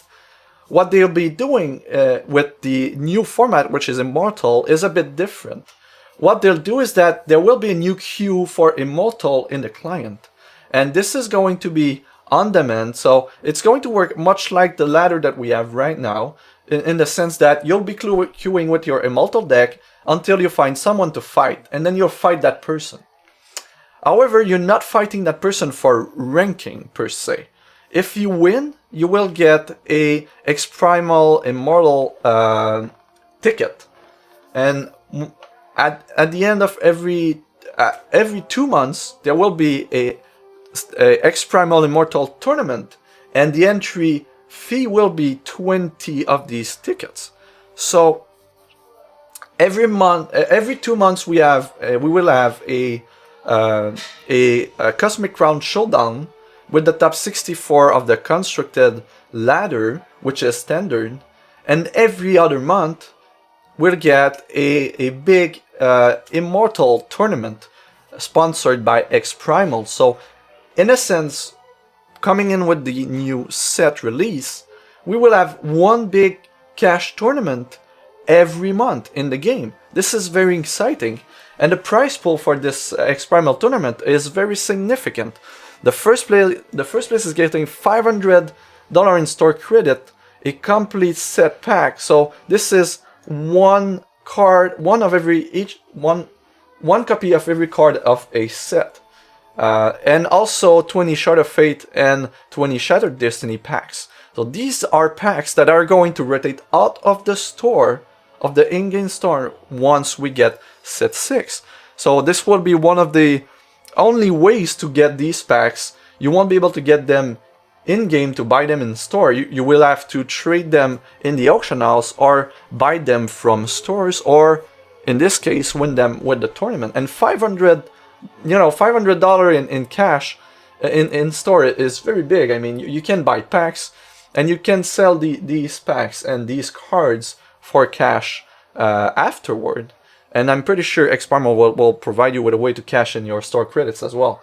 So if not by buying cards and sending them back to them, because they do buy cards. So this is still a very, very good value. I mean, if you top 8 one of these tournaments, even at the 5th to 8th place is $50 store credit and 20 packs, right? There's a ton of packs to be won in this tournament. Even 9 to 16, like there's 40 packs for being 16. Top 32 gets 20 packs, and the only thing that you need is 20 tickets. And there's not going to be 700 players in this tournament, so this is a lot of value that is very reachable for everyone. You just need an Immortal deck, and that's going to be very, very good for the game. $500 is different than in-store credit, but If anything, you can use your in-store credit to buy cards and then sell them back to them. It's going to be a lot less than 500 value, but you will likely be able to cash a portion of that into real money nonetheless, right? And I'm not even counting buying packs and settings or everything. So it's just X is a game where you have in-game trading and you can cash out. So any value that you get from a tournament like that, even though it's in-store credit and packs, you can still transfer these into some amount of money. And that's really important for the end of the game, and I really love that. And this is still a decent amount of value, right? $500 plus 40 packs and a complete set pack, which includes 1 copy of all cards of a chosen set. If you pick any set, you're going to get, at the very least, with the chase legendary cards and the good rares, you'll likely be able to get, the equivalent of $100 to $200, $100 to $200 worth of cards from there, and that's really, really good. And it just helps you if you're accumulate these packs and then sell them for gold or for cash, and it's a lot of value. Like the fact that we're now going to have one major constructed tournament every month in the game is going to be great. It's what the game needs. This is a very, very strong pull to get all the competitive players out of the other TCGs that there are. Like it's a big statement from X saying, like, come into our game. Entry fees are free in all our tournaments besides limited, and you can win big money. Like there's literally every other month there's a 5K tournament in real money, and the other month there's another tournament with roughly 5, 7, 8, 9, and then we're close to 1,000. And if you account for the complete set and all the packs, this is likely close to 1,500 dollar worth of price for this tournament as well. And not only that, is that it will be very good for the meta, because the ladder meta is not the constructed tournament meta. It's very different. Depending on where you are on the ladder, you're not going to encounter the same kind of decks that you will be encountering in a tournament.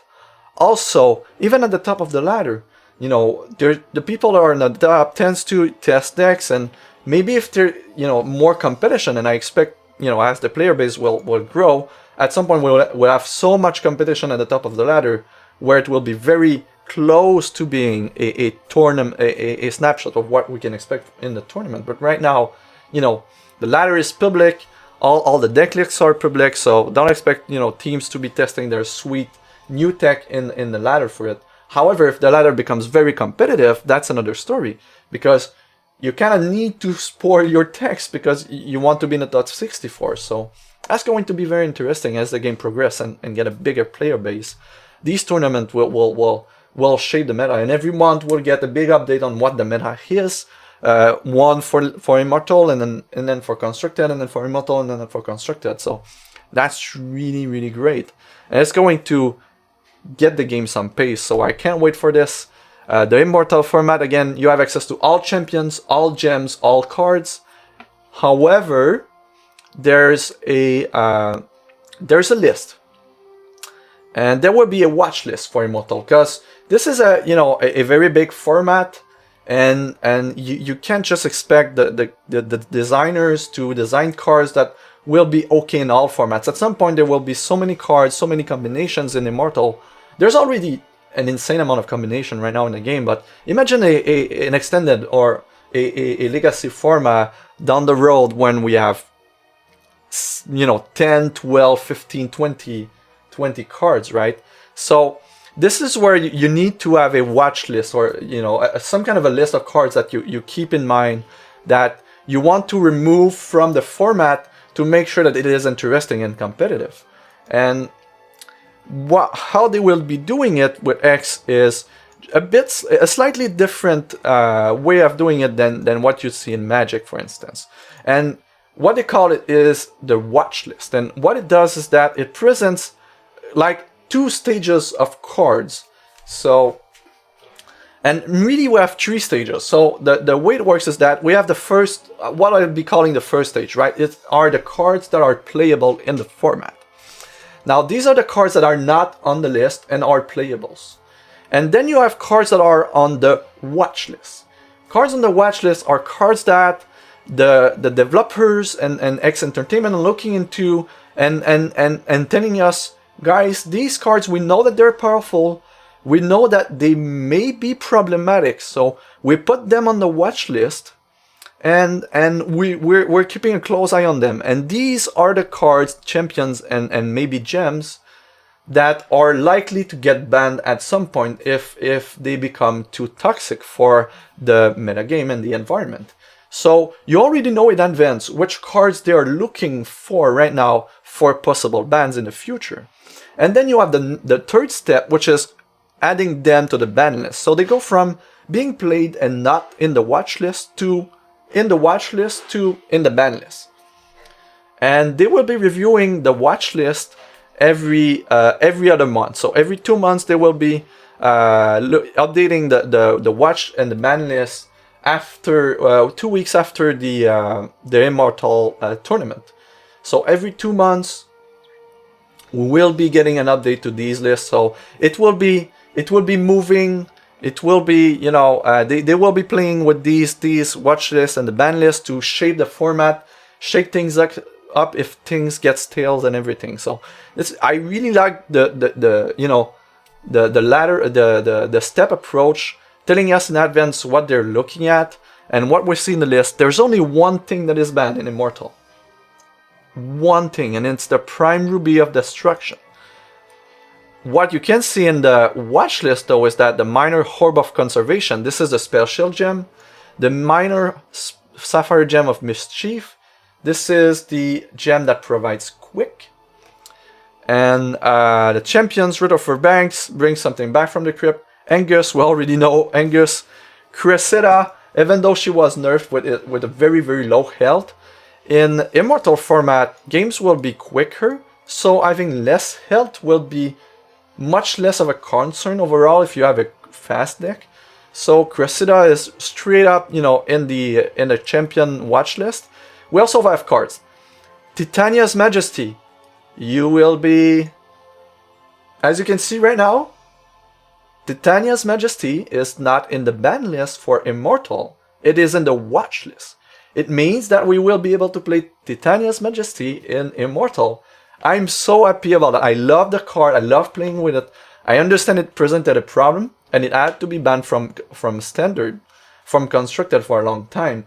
But in an Immortal format, it does make a lot of sense, because even though you can consistently play it on turn 3, a deck like Angus is going to likely be able to kill on turn 3 or 4 with the new format. So, you know, there's going to be a lot more pressure on the Majesty's deck to play the Majesty and win on the spot.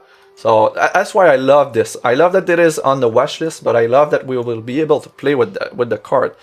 Calamity, Azure Fate Sorceress, and Idios Conversion. Azure Fate Sorceress is just it's a combination, like the flexibility of the card and the fact that it provides the gems power to the other cards really can snowball into something insane. And I can see why this card is on the watch list. And we have Idios Conversion. This is a constant that enables you to sacrifice a troop to get a resource. Up to now, it has never been a problem, but in bigger formats and as we get more cards into the game, at some point we'll have, you know, an engine to create 5-10 Dreadlings in a turn, on turn 3, and then you play Conversion on turn 2, and on turn 3 you have access to 10, 15, 20 resources or something. It's going to happen at some point. So I can see why, you know, being things that cheat resource, you know, cheat cards in play, cheat resources, cheat powers, and Calamity is just the single most powerful troop in the game. And as we progress, you know, with more sets, there will be more ways to cheat Calamity into play somehow. And as we get more opportunities to cheat that one into play, it's going to be very, you know, the boogeyman of the format for a long time, as long as it will be legal. So it does make sense to have this. So we'll see how things end up, but this is really interesting. Tons of space to work with for deck builders. High price tournament every 2 months with a review of the ban list. Not you know, once in a blue moon, but every 2 months they will update us with the format. So this will be a very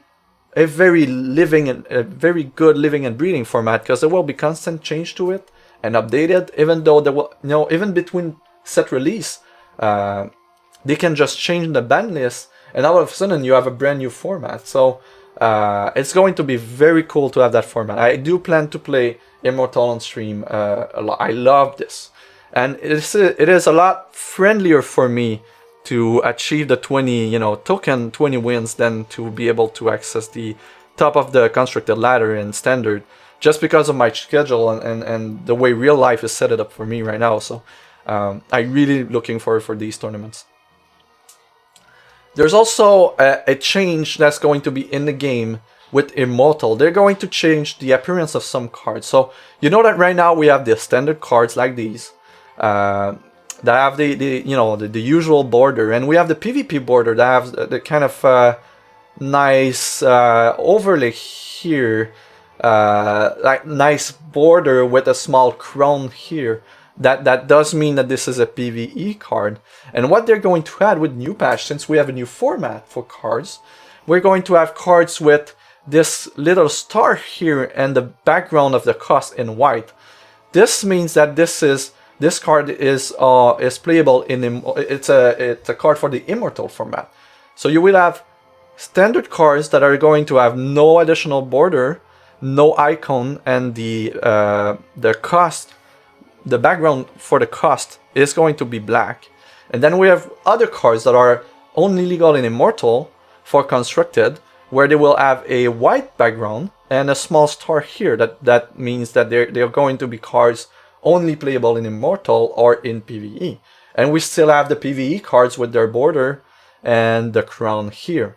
So this is going to be a new way to quickly know which cards are legal in which formats, which is great. I mean, this is just a small things, but it's really a big quality of life thing. And when you think about new players, when they come into the game, they will clearly see that there are some cards with, you know, white background and some black background, and it's a very easy distinction to make, and it tells you something. You know that there's a difference between these cards that all seem to have the same kind of background and icon and the other ones. So that's really great. I love the change.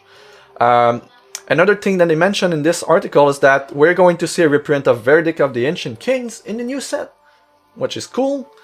Very cool. We don't know yet if it's going to have the same heart. The only other reprint that we had so far was Baby Yeti, and it did have a different heart. I would love to see a Verdict of the Ancient Kings with a new heart, since it's being reprinted. There's none here, and we see that there's the new icon for the new set. So maybe we just get the same heart, maybe we get a new heart. I'd love to see a new heart, but I just love the card. I think this is a very good card, very good effect for its cost, and I'm happy to see it being in standard for a long time to come. Oh, they did confirm that it was the same heart. Okay.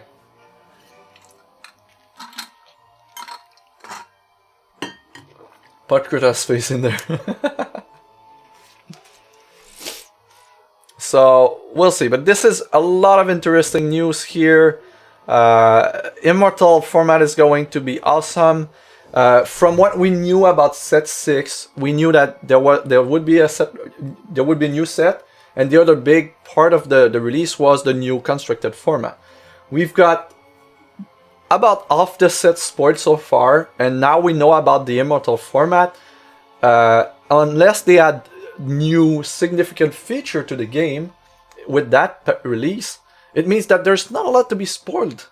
There's not a lot left to be spoiled about the new patch. So this is very interesting. If there's nothing new, no major new game feature of sort, this would this would tend to point us to a very fast release, because we're just out of feature to spoil besides a few cards. So, and that's very interesting. However, we might be, you know, we might be further than the release than what we think. However, if there is some major new feature in the game added with the patch, I'd be very happy to have to wait 2 or 3 more weeks to have a major new feature.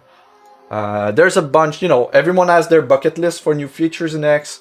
You know, as a streamer, the one I'd really love to see is either playback from being able to export and replay games in client, so that tournament games could be, you know, exported to somewhere on a site or some sort, and then people would be able to just import the matches and watch them, watch each play and each draw, and try to learn from them. That would be, I would love this so much, even more so than a spectator mode, because that would help everyone. You know, you would be able to look at the best player in the game battling in the highest payout tournaments, highest stake tournaments, and then look at both players, look at their deck, look at their ends, look at their choices, and do a very in-depth analysis of every match. And that would be so cool.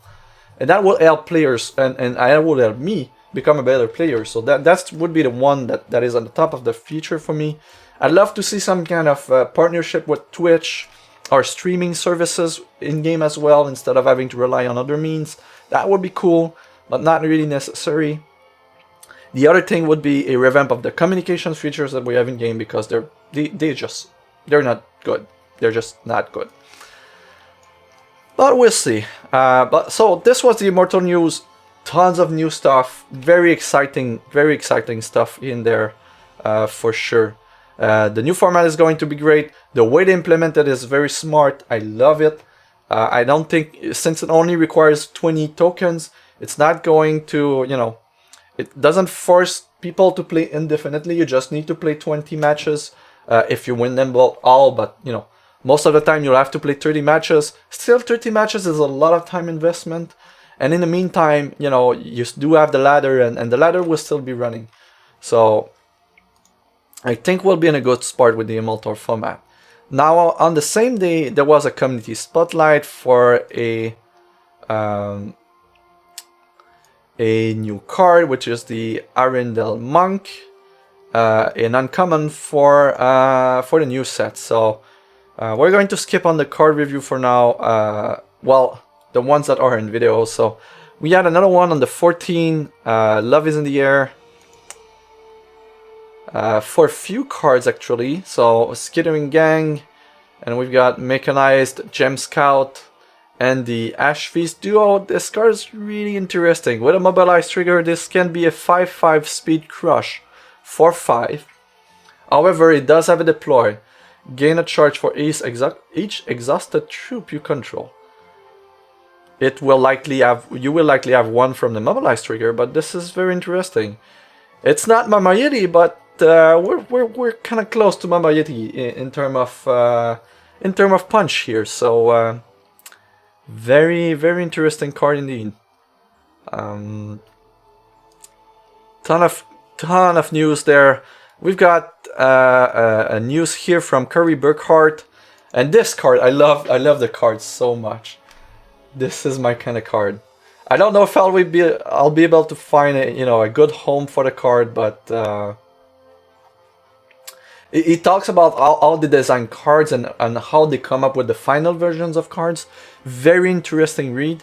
The final version of the card here is a new dragon, Ryalint the Soul Cursed. Ryalint the Soul Cursed. Yeah, okay.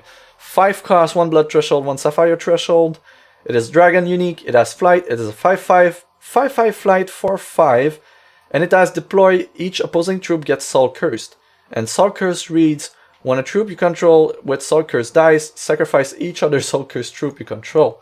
So you play the dragon, the opposing troops all get Soul Cursed, and if any one of them dies, they lose all the other ones. So it's somewhat of a it's a I'm trying to find the best way to describe this. To me, it's some kind of a portion of a board wipe. Like, if you play that troop, and they have some kind of very big troop on their board, the next turn, they cannot attack, because if they attack and you trade with them, they will lose all their troops. So this is more, I expect more often than not, this would be a very big, you know, break on your opponent attacking, because unless they can remove Ryland and then they can attack, right? But even then, if you have other blockers and you're able to chump block to trade with one, you know, any one of their troops, they lose their whole board. So this is going to be one of the mid-range kings to come. I really love the design of the card. It's really great. It does something when it enters play, and then it has a lasting effect even when it's removed after that on the game.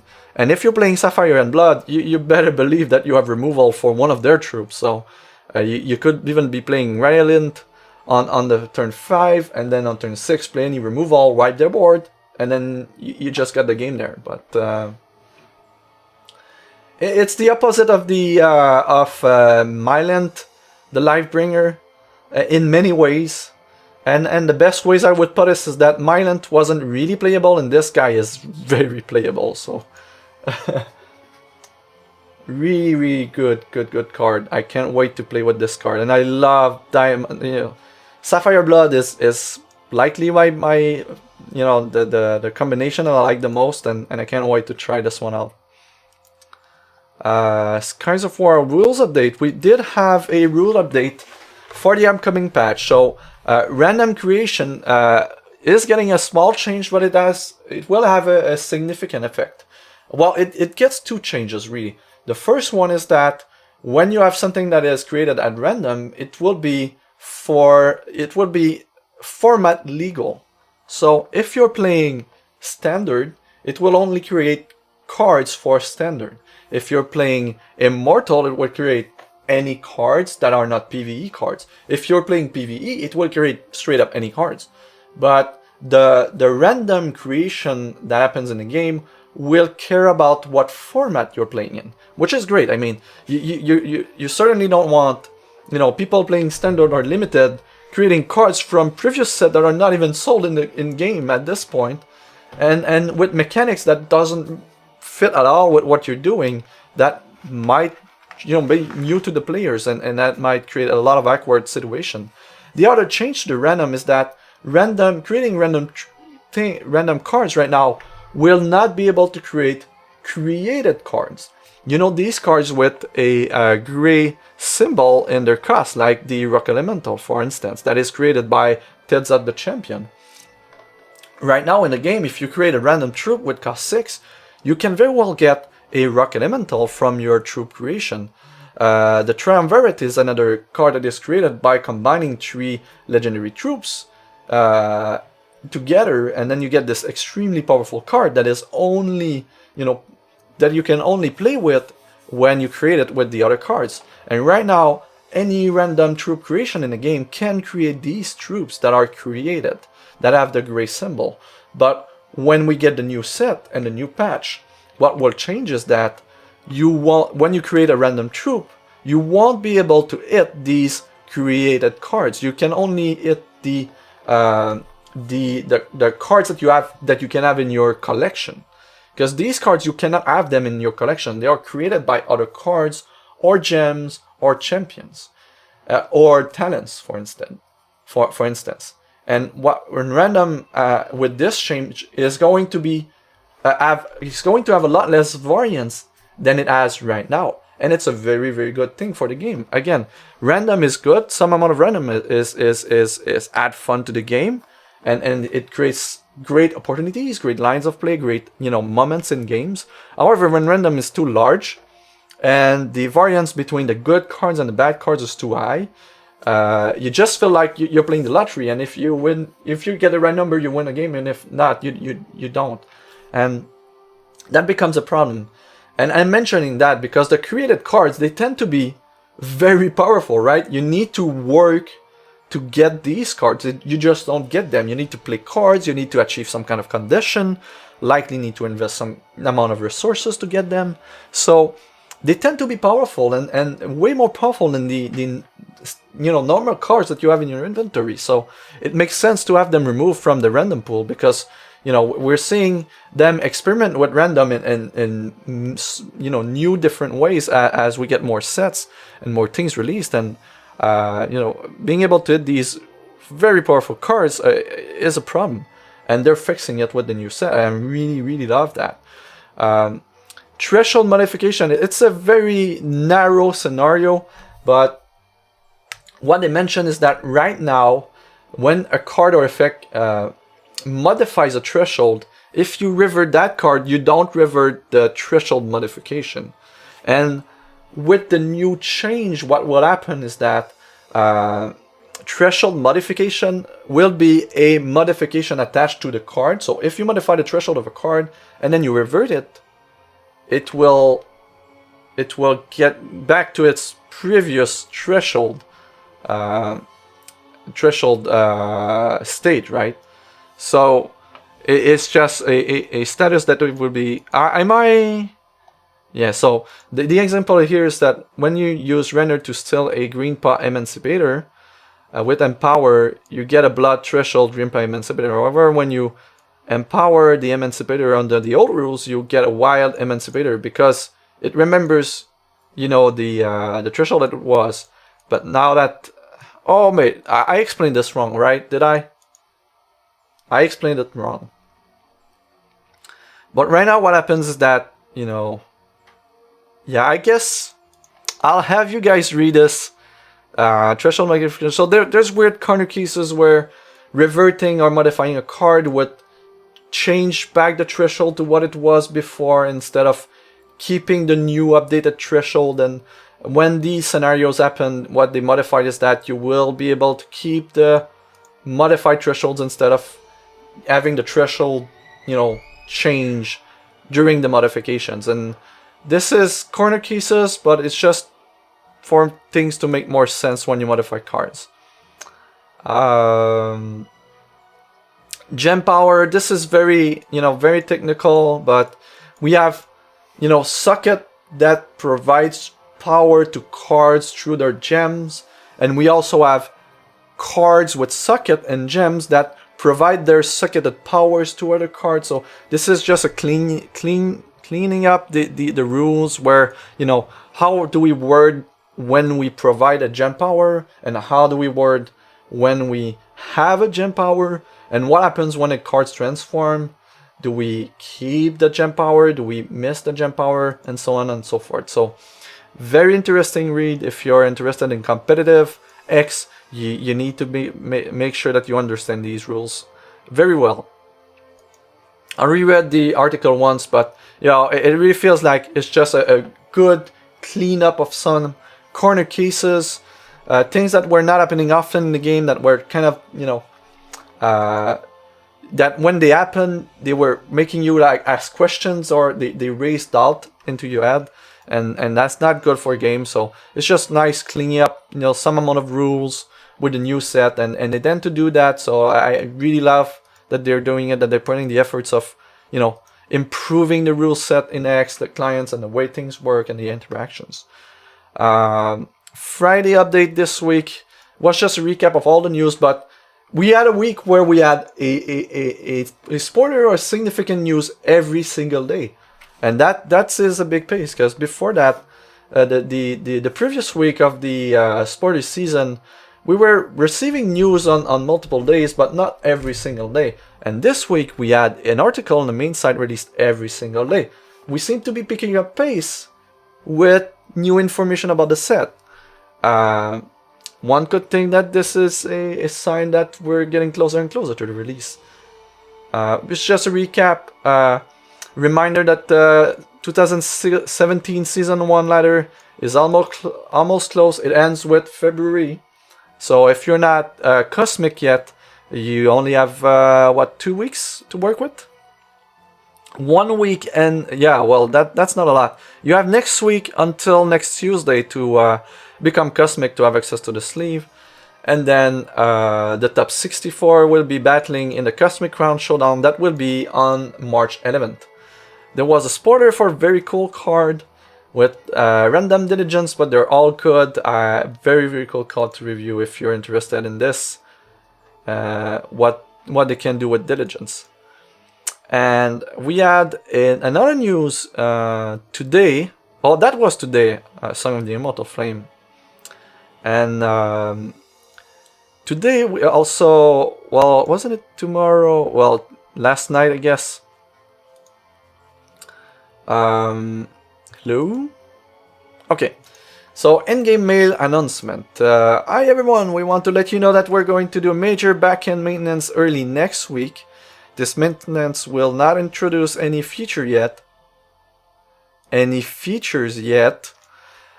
but it will impact in-game mail system. If you have any important correspondence in your client, we highly recommend to save records of that correspondence out of game.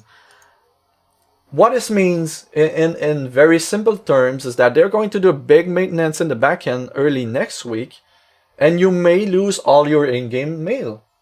So if you have anything important in your in-game mail right now, messages that you want to save, that you were saving just to have an archive from other players in game, or even mails with, attachments in them, really important. Claim your attachments and record outside of the game any email that you may have that you want to keep, because in a sense there's a chance that you lose every mail that you have in client. It's weird that they tell us that that you may lose them. So what it means is that they're doing, it's really clear, right? They're doing a revamp of their in-game systems, and they're touching to the mail system or the communication system as a whole. It could be the structure or the way the mail refers to other players. It could be a lot of things, but they're fiddling with the in-game mail system early next week, which is very interesting. I'm saving all my terror organization recruiting and management in the Hex mail. Not good. Alright, so there's a lot of stuff. This is very interesting. Is this an indication that with the upcoming patch, getting new set and getting new format, we may also get a revamp of the mail system? Is it just a revamp of, the backend, the way they track cards, they track items, they track, items, so that we get double? It can mean a lot of things, but just straight up warning about mail, and they're doing a maintenance that will not introduce any features yet.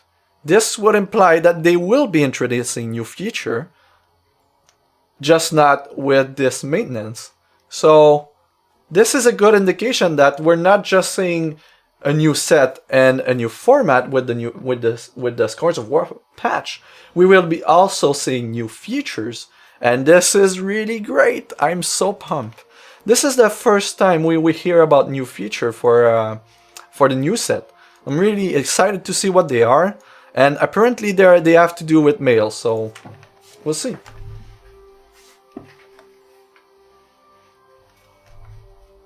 No, this is not a patch. They're going to do a maintenance in the backend. We don't have a patch. There's no new content. They don't touch to anything you have on the client side, but it may affect your in-game mail.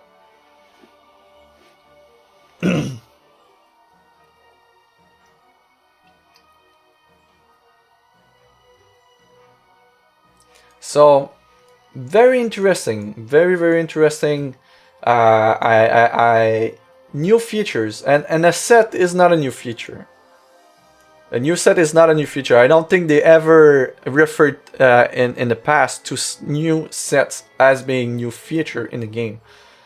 A new format maybe could be considered a new feature, but they're playing with all the mail structure in the backend, or all their data structure in the backend that may or may not affect your in-game mail. And they're mentioning new features to come, so 1 + 1 = 2. If there's smoke, there's likely a fire somewhere. So, and this might just mean that we get a significant upgrade to the in-game client as well. So it can mean a lot of things, but A revamp of the interface would be, you know, maybe introduce new feature, but a revamp of the interface is not a feature. It's just, you know, you're not adding something new to be done within the client. So new features, and features with an S. So maybe it might just be a typo. You know, we have a good history with X, with news that have typo or that gets corrected a few days later. So it might just be, you know, general casual wording about what's to come.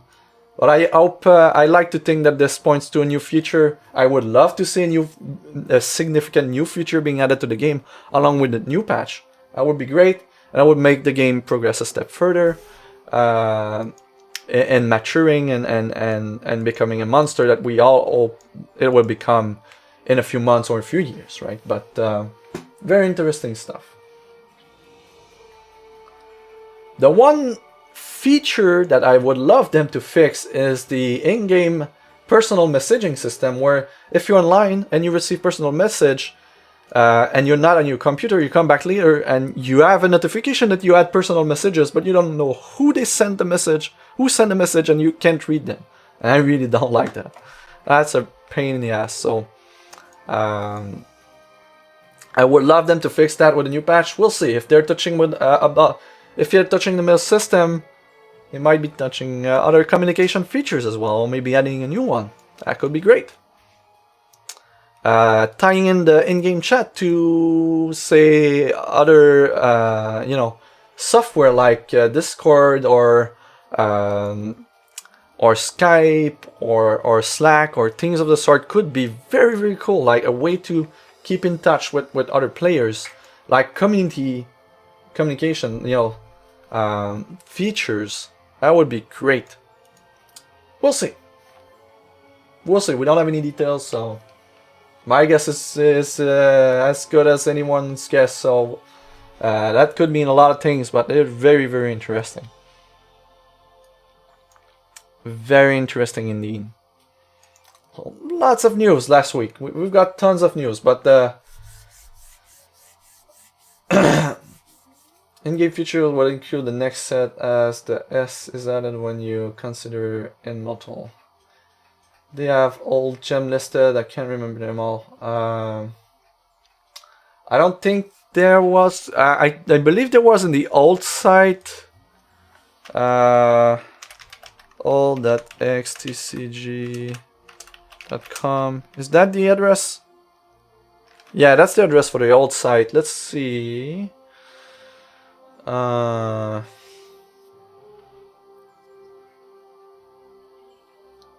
Campaign, gameplay, sucketed cards.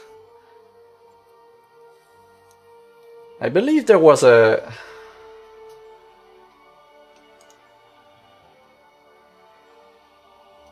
No.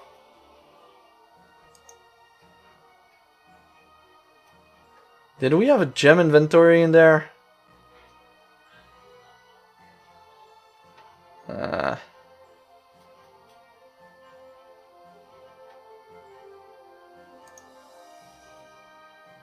Maybe in the media section, like a screenshot. Oh, it points to the new site. Okay.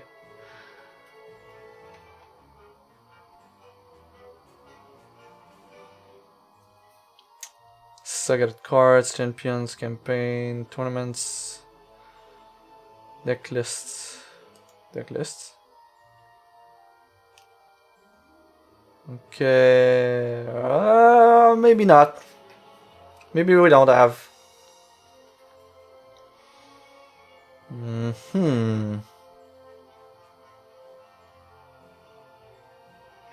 Yeah, it doesn't appear that we have the old gems. Actually, maybe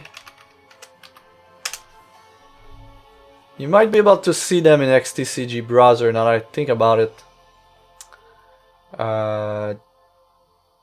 Gem. Do they have the gems as items in there? If we click on a card that has a gem socket, I think we need to build a deck for it. Let's just try Yeah, maybe you'll be able to find it there, but there's not a lot of resources for it. However,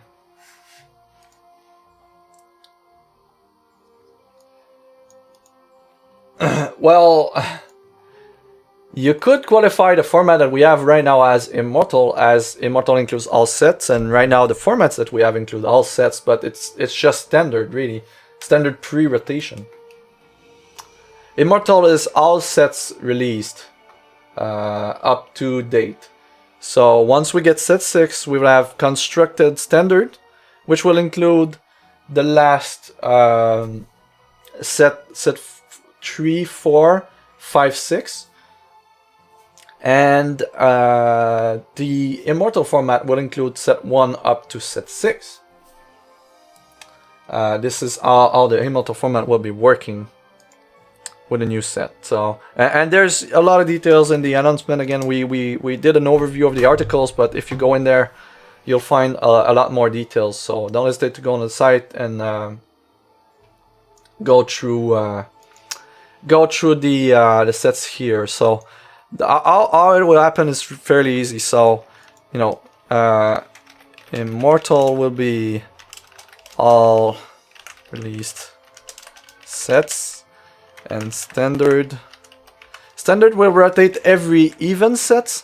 So standard with set 6 will look like standard set 6 will be 3, 4, 5, and 6. After that, standard with set 7 will look like 3, 4, 5, 6, 7. And when we have standard with set 8 next year, the standard format will be 5, 6, 7, 8. And then so on and so forth. So you can see that every set release will switch from a 5-set format, a standard format, to a 4-set standard format. And we'll be rotating these out like that. So here this will be set 7 and 9, and so on and so forth. So you see 4-set standard, 5-set standard, 4-set standard, 5-set standard. So this is how standard will be behaving. Every even number set will trigger a rotation in the standard format, and every odd numbered set will have a gem rotation. So every set the meta will be shaken, because new gems will significantly alter what are the playable cards and the combos and everything, alongside introducing new cards in the format. And when we get to an even numbered format set release, we get a rotation. So we don't get no new gems, but we get a full rotation, like 2 sets coming out, 2 sets worth of champions coming out, and a lot of cards. So every set there's going to be a significant change in the meta one way or another. And this is very interesting, because when you look at other card games, when they release new set, when there's not a rotation in the format, you know, depending on the set of the release, sometimes the format doesn't change that much. And when it changes drastically, usually there's a problem. So the fact that we're, you know, moving new gems with odd number sets is really interesting, because it does change the value of old cards. So you do get new cards, and the context change, so the value of old cards change, but we also get new gems, and that also changed the value of some of the old cards as well. So that every new set, there will be a significant change in the meta with this system. Really love it. Standard rotation is the most 2 recent set cycles. Much shorter than the formula you wrote. That doesn't make sense to me, what time?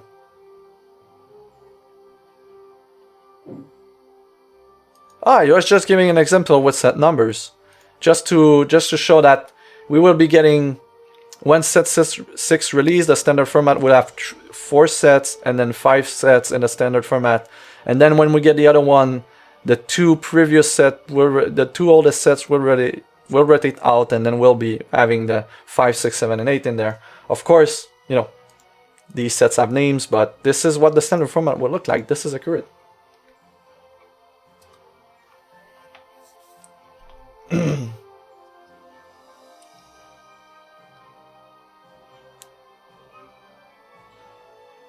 Like, it's just like that. We don't know their names, but you know, set of an it's just an example. But you know, if that example doesn't speak to you guys, just don't sweat it too much. It's just, as we get set 6, the first 2 sets, which are Shards of Fate and Scattered Destiny, will be rotating out of the constructed format.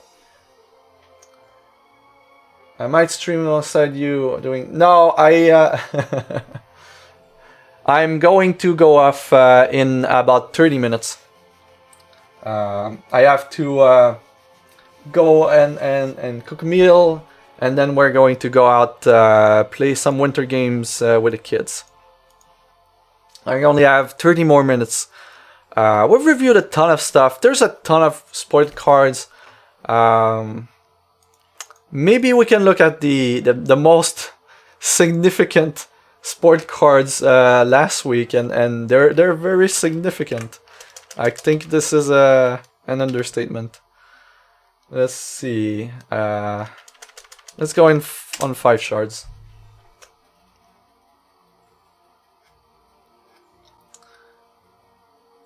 Do the booster packs have numbers? That's a good question. Let's look at it.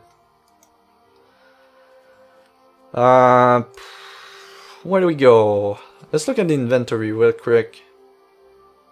Does the booster packs have numbers? No, it just says Aerofall. Let's say we go in store.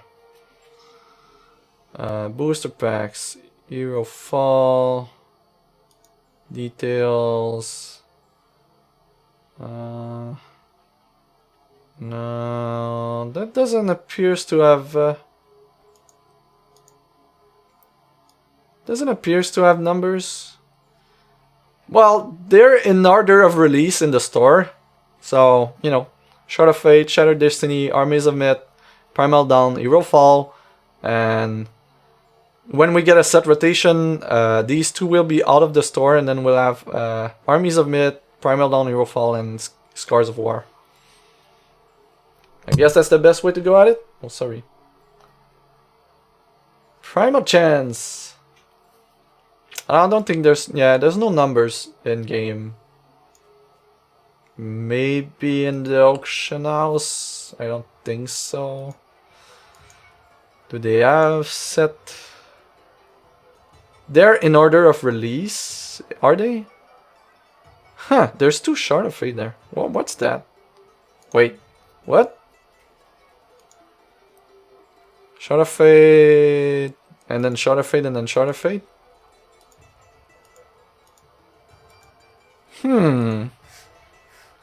That's interesting.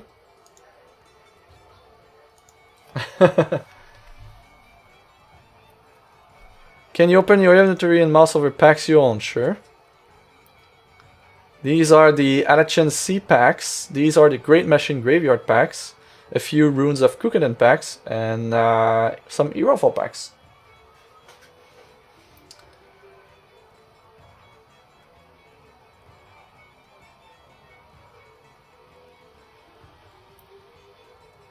Oh, okay. It's been like that for a while. I see. I see. So yeah, no numbered pack, sadly. What do you guys want to do? I got 30 minutes left before I sign off for this week's show. Do we continue to play the Venom Cleric and do all sorts of nasty stuff? Insane stuff? Or do we just look at cards? Do we play maybe a match of Constricted or 2? A draft if one can fire very, very soon. If there's one firing very soon. Oh, I got one open right there. We might try to do a draft game. I did start late today though. Usually I start at 8 and I started at 9 today. So I'll try to get a bit more time for streaming next week, for sure. But you can get a stream in the archive for the Twitch channel, or you can find the stream recording on YouTube. They should be there on YouTube later today.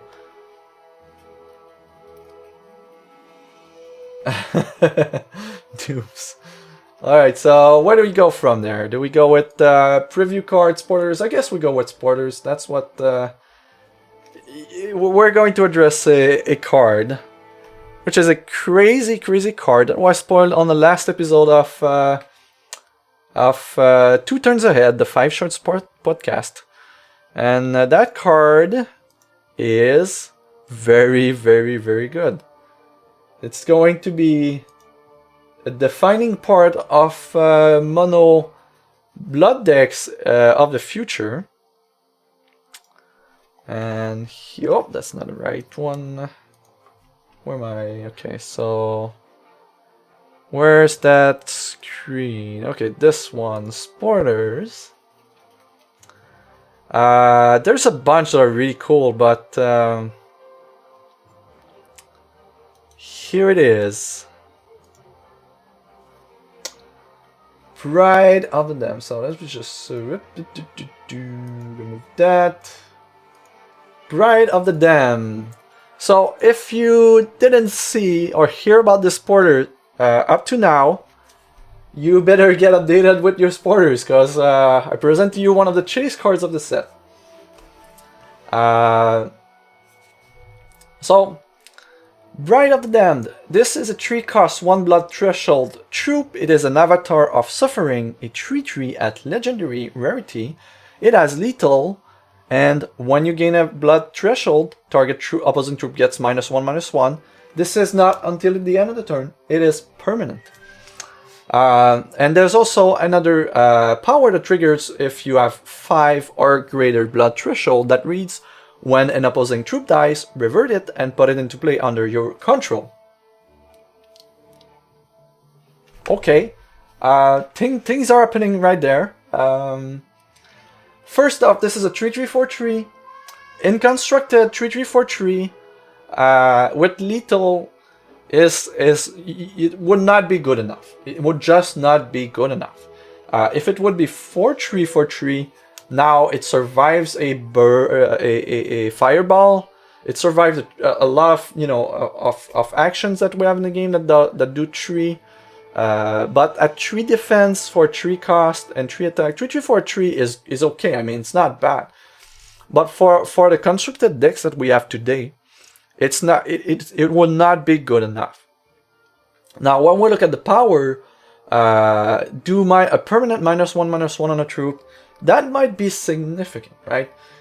If you play this on turn 4, you can reduce the attack and defense cost on a troop on the opposing side, and that might be very significant for combat mat. It might make you able to now play defense, even more so now that you have a 3/3 lethal troop that will trade with their best troop every time it enters combat. And it might be a good attacker as well, because if they have big strong troops that they don't want to lose, then you're free to attack with this troop, and they are likely going to trade down with the Bride of the Damned. If you don't have your 5 thresholds activated.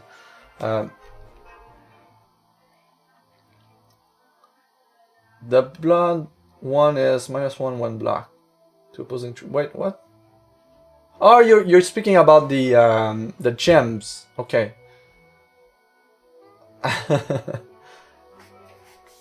All right. And the 5 threshold power is so good. So first, when an opposing troop dies, it doesn't mention in combat. It doesn't mention it needs to die from the bride itself. It just when it dies for any reason, and dying means going from the board, from in play to the crypt. It revert and then go back under your control.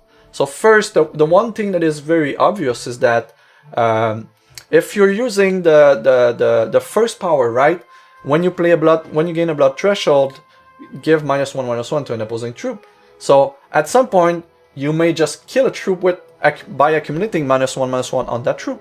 And when it will go into the crypt, it will revert, getting back to its original state, and then you get it back under your control. Now, as it was before, not with the -1/-1. So it reverts the -1/-1, which is pretty cool. Very, very good synergy here. But really, what's very interesting is what happens with cards like Frost Wizard, for instance. We've had cards that have global effects in the game, and when they die, they do provide their global effects as they die as well. And if this is consistent with what our Bride of the Damned will be working, this means that if you play Bride of the Damned and you have access to 5 blood threshold, if you play Extinction, not only do you wipe the board, but you get every single one of their troops back under your control because of her power, which is very, very, very strong. Extremely strong. If you play one-sided board wipes, you get to get all the troops. But if another thing is that if it works, as we have things work in the game right now, it means that if you have 5 blood threshold and this troop, the Bride, dies in combat, since she has lethal, she will likely kill the opposing troop. That means that even though you trade your Bride for their other troop, if you have 5 blood threshold, you will get to steal their troop. So you lose your Bride, but you do get their troop, which is great. And even more so if they block with multiple troops, which they will never do, but they might have. And you will be stealing all their troops back. So this is just extremely good. Extremely, extremely good troop. It will likely not be played outside of mono blood though. I don't think that 3/3 lethal, as I said, the 3/3/4/3 buddy is not good enough for Constricted right now. We have Hierophants, we have Crusaders. I don't think it's going to cut it that much with the stats. And lethal is okay, but you know, if you just play 3/3 that trades with their other troops, it's okay. I mean, it's still a good troop, but it's very, very good. Bride Dragon is another combination, right? If you play Bride, well, what will happen is that you play Ryalint on turn 5.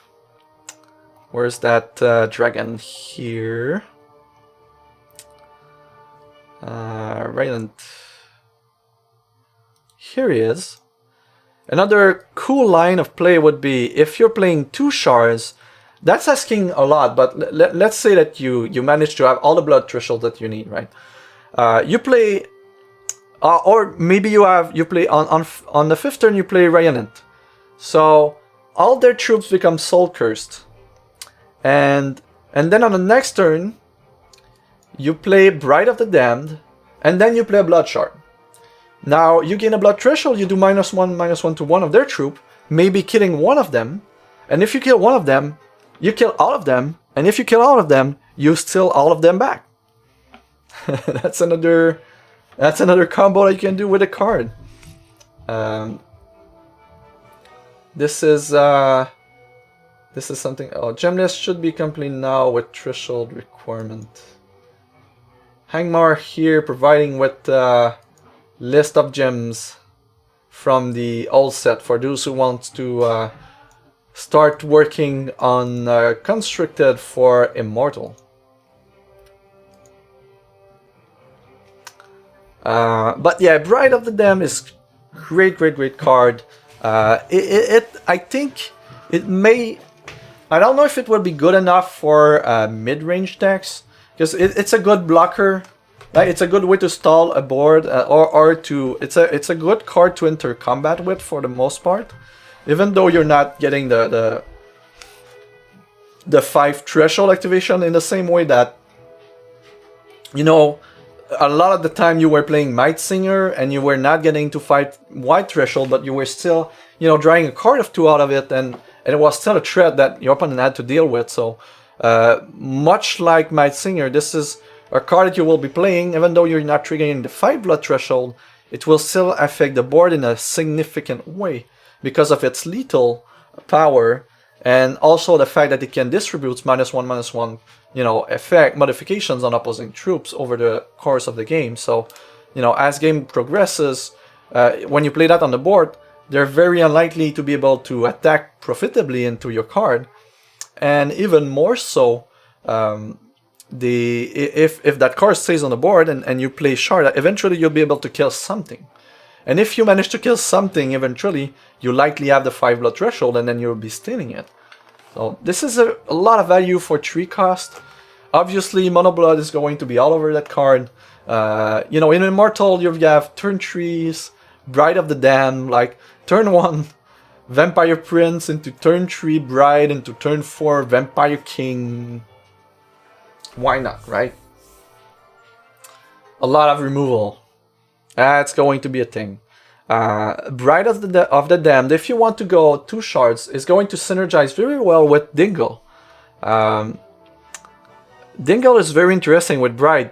It does require you to have a Sapphire Threshold though, but if you do, there's some very interesting going on here, because your opponent will be playing a big troop that you will use Dingle on.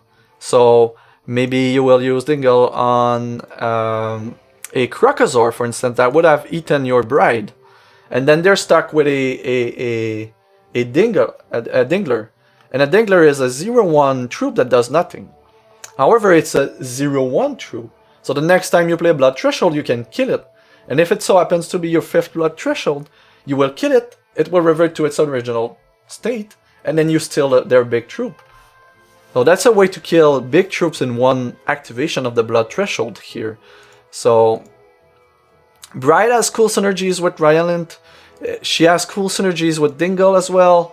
So, you know, in my mind, I can see, depending on the kind of fixings that we get for Threshold with the new set, if we get any, we may see a Sapphire Blood, heavy blood, splashing Sapphire deck, where you play some amount of Ryalint and you play some amount of Dingle, for instance.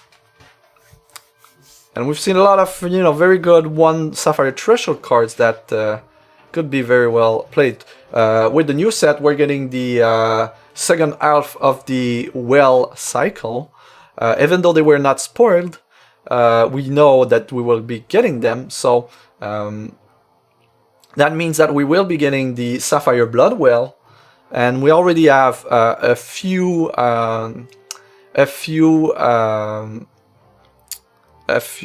Allegiance shards, rare shards in the game right now that provide Sapphire and Blood as well. So we have the Necrotic one and we have the Venom one.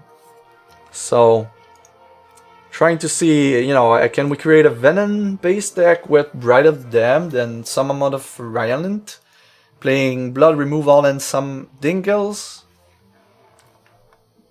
you know, get up to a mid-range style deck that has 1/1 removal and a lot of high value, you know, a lot of card advantage troops.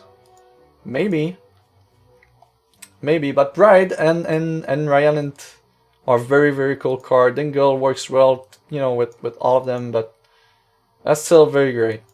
I can't wait to play with all these cards, man. Oh, I'm so pumped for set 6. So pumped for set 6. What else do we have? Something that was spoiled very recently, last night I believe. Awakened Herald. And this one I really think it's going to do a lot for Constructed.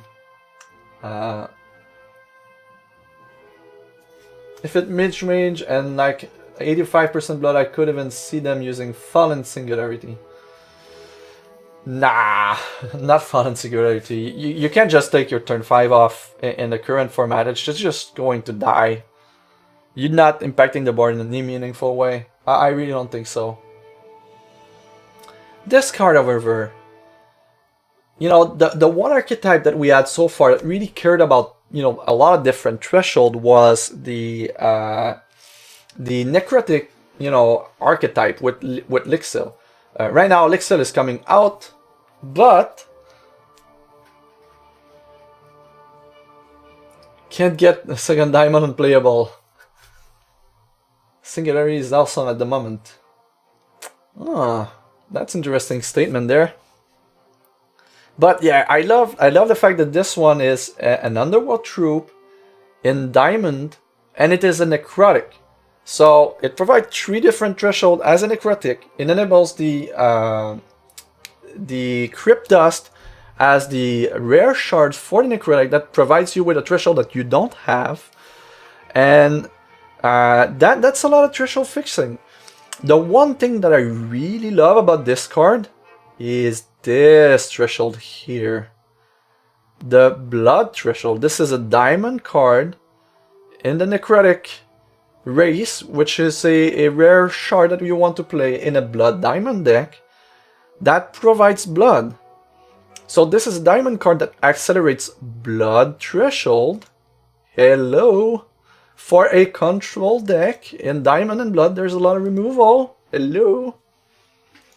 That also somehow provides a sapphire threshold. Conspiracy theories? No, I'm kidding there, but I really love the Awakened Herald.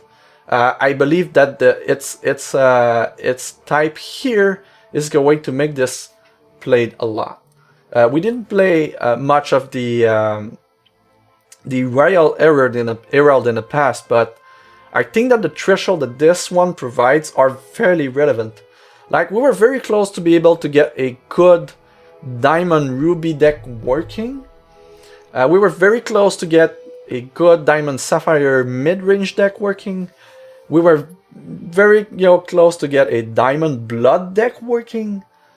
And this would just have been an all-star in the Lixil decks that we've been playing without the Herald. So the fact that it enables Underworld Crusader, it enables the Crypt Dust, and it does provide acceleration for Blood Threshold, I think there's something there. I would not be surprised that this card enables Bride as the Dam in the Blood Diamond deck, for instance. It is also relevant that if you're playing Diamond, you can now get Blood and Ruby, which permits, really facilitates the turn 3 insanely powerful card in Prince Zakaz as well time as Lime Killer mentioned here. Like Prince Zakaz, with its 3 threshold, it's also necrotic. So there's going to be a prismatic necrotic deck. We've got some strong signals that we could be going down that road, right? Because if we're going down that path, then this card on turn 3 is insane. Lethal Speed, Swift Strike, Diligence. Look at the top card of each opposing champion deck. You may play the revealed card for free. How much more value do you want on your turn 3, right? This is an insanely powerful turn 3 that could be paired with, you could be playing 4 of these guys, 4 Prince Zakaz and 4 Crusaders in a diamond-based deck, and that's a lot of that's a lot of necrotics for the Crypt Dust, and we're getting the Blood Diamond Well as well with the new set. The 3-drop is going to be extremely powerful, and right now we do have a lot of necrotics that are very cool, that are from the previous sets, and this makes me wonder. Like, let's look at the thinking about such a deck, right? Let's say we create a new deck here.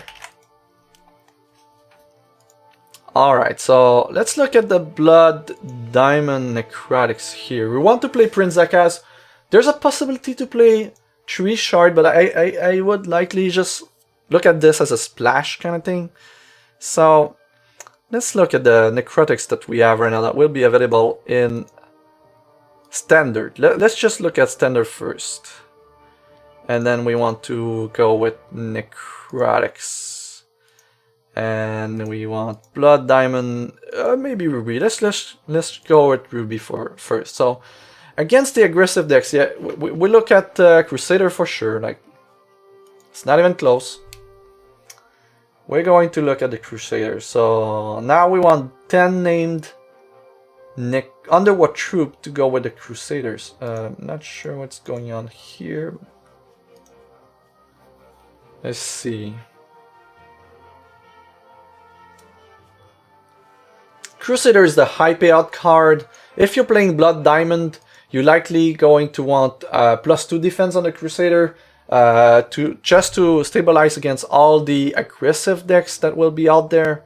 Blood and Diamond provides with some amount of life drain as well, so that works really well with what we want to be doing, and it will be a good way to answer the aggressive decks. So let's see. We obviously have access to Lixil, which would be another very, very cool necrotic to get in the list. Some amount of Spirit's Bound Spy is perfectly fine. We've got a Crusaders. There's not a lot. There's some amount of Gemborn Prowler likely in the reserves, but this is a very strong card to have. If we're going 3 shard, we may want to play, and maybe we're going to go wider than 3 shards, but 3 type of shards. But Midnight Paladin is certainly an option. Like, if it does 3 damage and gain you 3 health, and you still have a 2/2 with life drain on the board, against aggressive decks, it's not a bad 4 turn. It's not the best, but it's not a bad 4 turn. Obviously, we want some amount of Lixils as well. My guess is that we want a lot. What do we have here? Some amount of Blackheart Paladin, maybe in the reserves. And if we're playing a control deck, as a Blood Diamond deck, Miriam gets very interesting. At the end of the turn, put all troops and crypts that died this turn into play under your control. That's another way to steal crypt. Things in crypts. And we have a Mistress of Bones here, which gets a Dwarf, Chimera, or Venom from your crypt. We don't know that we'll be playing much of them, but that's a consideration. Even Spiritualist is a consideration. As a 5-cost 3/1 fly that, you know, produce... If it produces like 4 to 5 1/1 flight troops, I'm starting to, you know, consider this, but we'll see.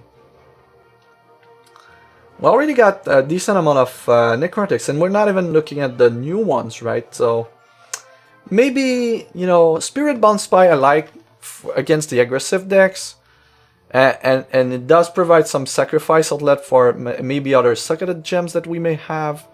So this one I keep early in the format, just for the sake of answering the aggressive Ruby decks that will certainly be there in the format. I'm not sure about the Paladin though. Maybe we put this one in the reserves for now. But this trio of necrotic right there is very, very strong. Like, that's a good starting point. And then we've got Prince Akaz that's going to be in there. And we've got Awakened Herald that's going to be in there as well. So right now we're at 5 different Underwater troops, and we're at more than enough necrotic troops to play the Crypt Dust. Well, that's something. And then here, where do we go from there? So Bride of the Damned in a multi, if it's only 2 shards, yes, but if we're playing Prince Akaz, we're unlikely going to play the Bride. So let's say we're not playing the Bride and we just want to go with Prince Akaz. We're going to play a deck that plays Heralds, 4 Heralds to fix the threshold. Make sure that we can Prince Akaz on turn 3. We may be playing Radiant. But let's look at the spoilers so far. Let's see, for the blood cards, we have Necrotic Underworld Troops. We've got a Crypt Curse Knight with a minor socket as a 2/2 that can duplicate. That's something. You likely don't want to go overboard with this guy, but you know, we're playing Blood Diamond with a lot of other thresholds, this could very well be just flight gem in it. And you play a 2-cost, you know, troop that that when it hits the opponent, it creates a copy of itself. That's a good mid-range card, right? It should be a 2-1 flight attacker that when it deals combat damage to a champion, create a Crypt Curse Knight and put it into your hand. So you get a good supply of them, right? That could very well be a one-off to enable the Crusader at the very least. Since we're playing a Diamond Gen, having access to an evasive gem is really important. This could be a very good target for Elixir as well. So we've got something nice here that can work with our archetype. Mind Rack Sorcerer might just be constructed playable, but that's just in my wide dreams. Necrotic Warlock and Shiner Warlock. Here is a very good troop, but you need troop creation. I feel like this is more in the Dreadling based deck, but it's certainly a cool one. Well, you may want to sacrifice your Spirit Bond Spy, and if you're playing a bunch of Awakened Herald, they're not that great after they've done their deploy effect, so I can see that being a thing. Maybe a couple Rotpa gang, like 1 or 2, just to wrap up the top of the curve, so to speak. We're going to play a bunch of Strangles, like a couple of Strangles, just great. 2-cost removal. With a new set, Tale of Undead No. Withering Gaze maybe from the reserves. Zorat's Victory. For 3 cost, create a Dreadling with the Major Socket here. What kind of Major Socket you put on your Dreadling, right? It could be in Blood, we have Sacrifice, but you do need to have something to sacrifice. That's not that great, and you don't want to sacrifice one of your actual troop for a temporary Dreadling that will be a 4/4. Major in Diamond, you have Ardent, Pump, and you have minus cost. So really it's not that great. So the miners, we get what, +2 defense? No. We got flight. Maybe you create flying Dreadlings with this? I don't know.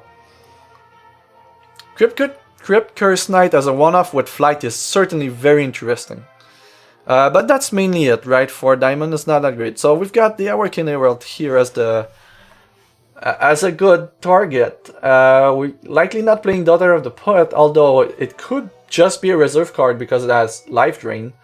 And when you gain a Diamond Threshold, it provides flight to something. So these two on a 2-cost troop is a lot more appealing than if you're not reaching the 5 Diamond Threshold. Then, you know, looking at a Bride, for instance, when you're not achieving her threshold. So she might even be playable in this list, but you know, this is a good, somewhat of a good removal. Gargoyle, Lord Gargoyle Curator is certainly a strong card for control decks. Oh, now we're talking. Midnight Carver is certainly something that I'd be excited for in such a deck. It's evasive, and it becomes a life drain attacker, and works with a lot of thresholds. So we definitely would want some amount of Midnight Gatherer in this list. So, you know, looking at the we like, even if we remove the Spy, right? We've got the Crusaders, we've got the Carver, we've got the Infinitrix. We've got a Crypt Curse Knight. We've got Prince Zakaz as a very good payout. We're getting there. Like in Power of Card, our 3-drops are very good. We get to play Elixir as the 4-drop. We get to have some interesting 2-drops here that are very powerful. Might even be playing the Daughter of the Poet in such a list to have even more life drain against the aggressive Ruby decks. And this is a just great card for mid-range decks as well. That also happens to provide life drain. Trial of Totems, not really. Totemic Elder is nice, but we'd like to enable our Crusader, so that's not really great. What do we have here? And we'll be splashing Ruby first, right? So we want Prince Zakaz here, so we want the third shard to be ruby when we get our shard, so we're not likely to, you know, go into the sapphire shard early, but ruby, like 4 cost, 3 cost ruby cards might be playable in this one. What do we have here that could be great?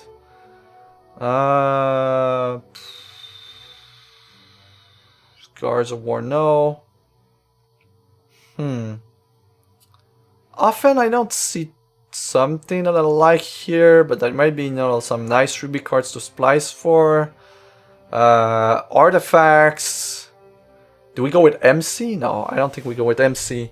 Eternal Bastion could be very, very cool, depending on the champion power that we use, because if we're going down that road, we don't rely on our champion power here, unless we go with Yuzu, but for the most part, you know, let's say we get a champion that, I don't know, Josephina, for instance.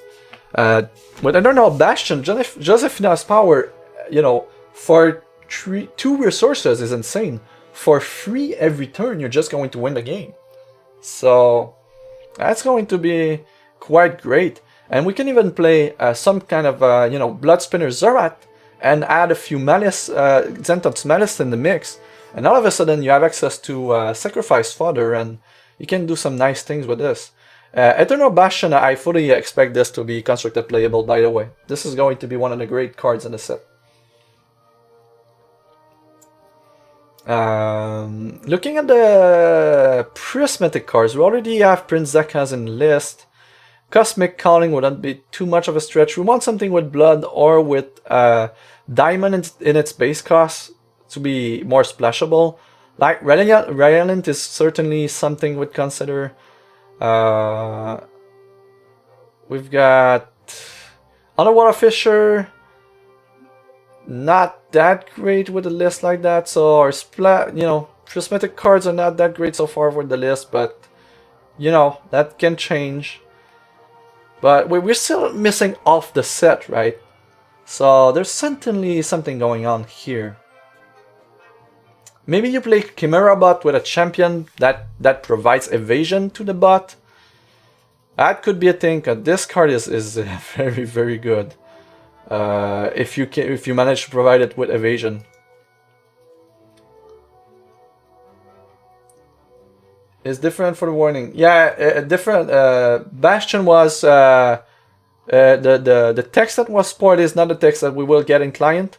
This is not -2 cost while it's in play. It's every at the start of every turn it provides a permanent -2 cost to your champion power. So it's permanent. After that, you remove the card. It still provides the same power. You still have your champion power permanently reduced by 2, and it's a 4/6 for 5. So it survives Crocozor. It's a very, very good blocker against aggressive decks, and it's stabilized. The fact that it stabilized the board very, very well. It lives through Crocozors, and it provides a power that will win game.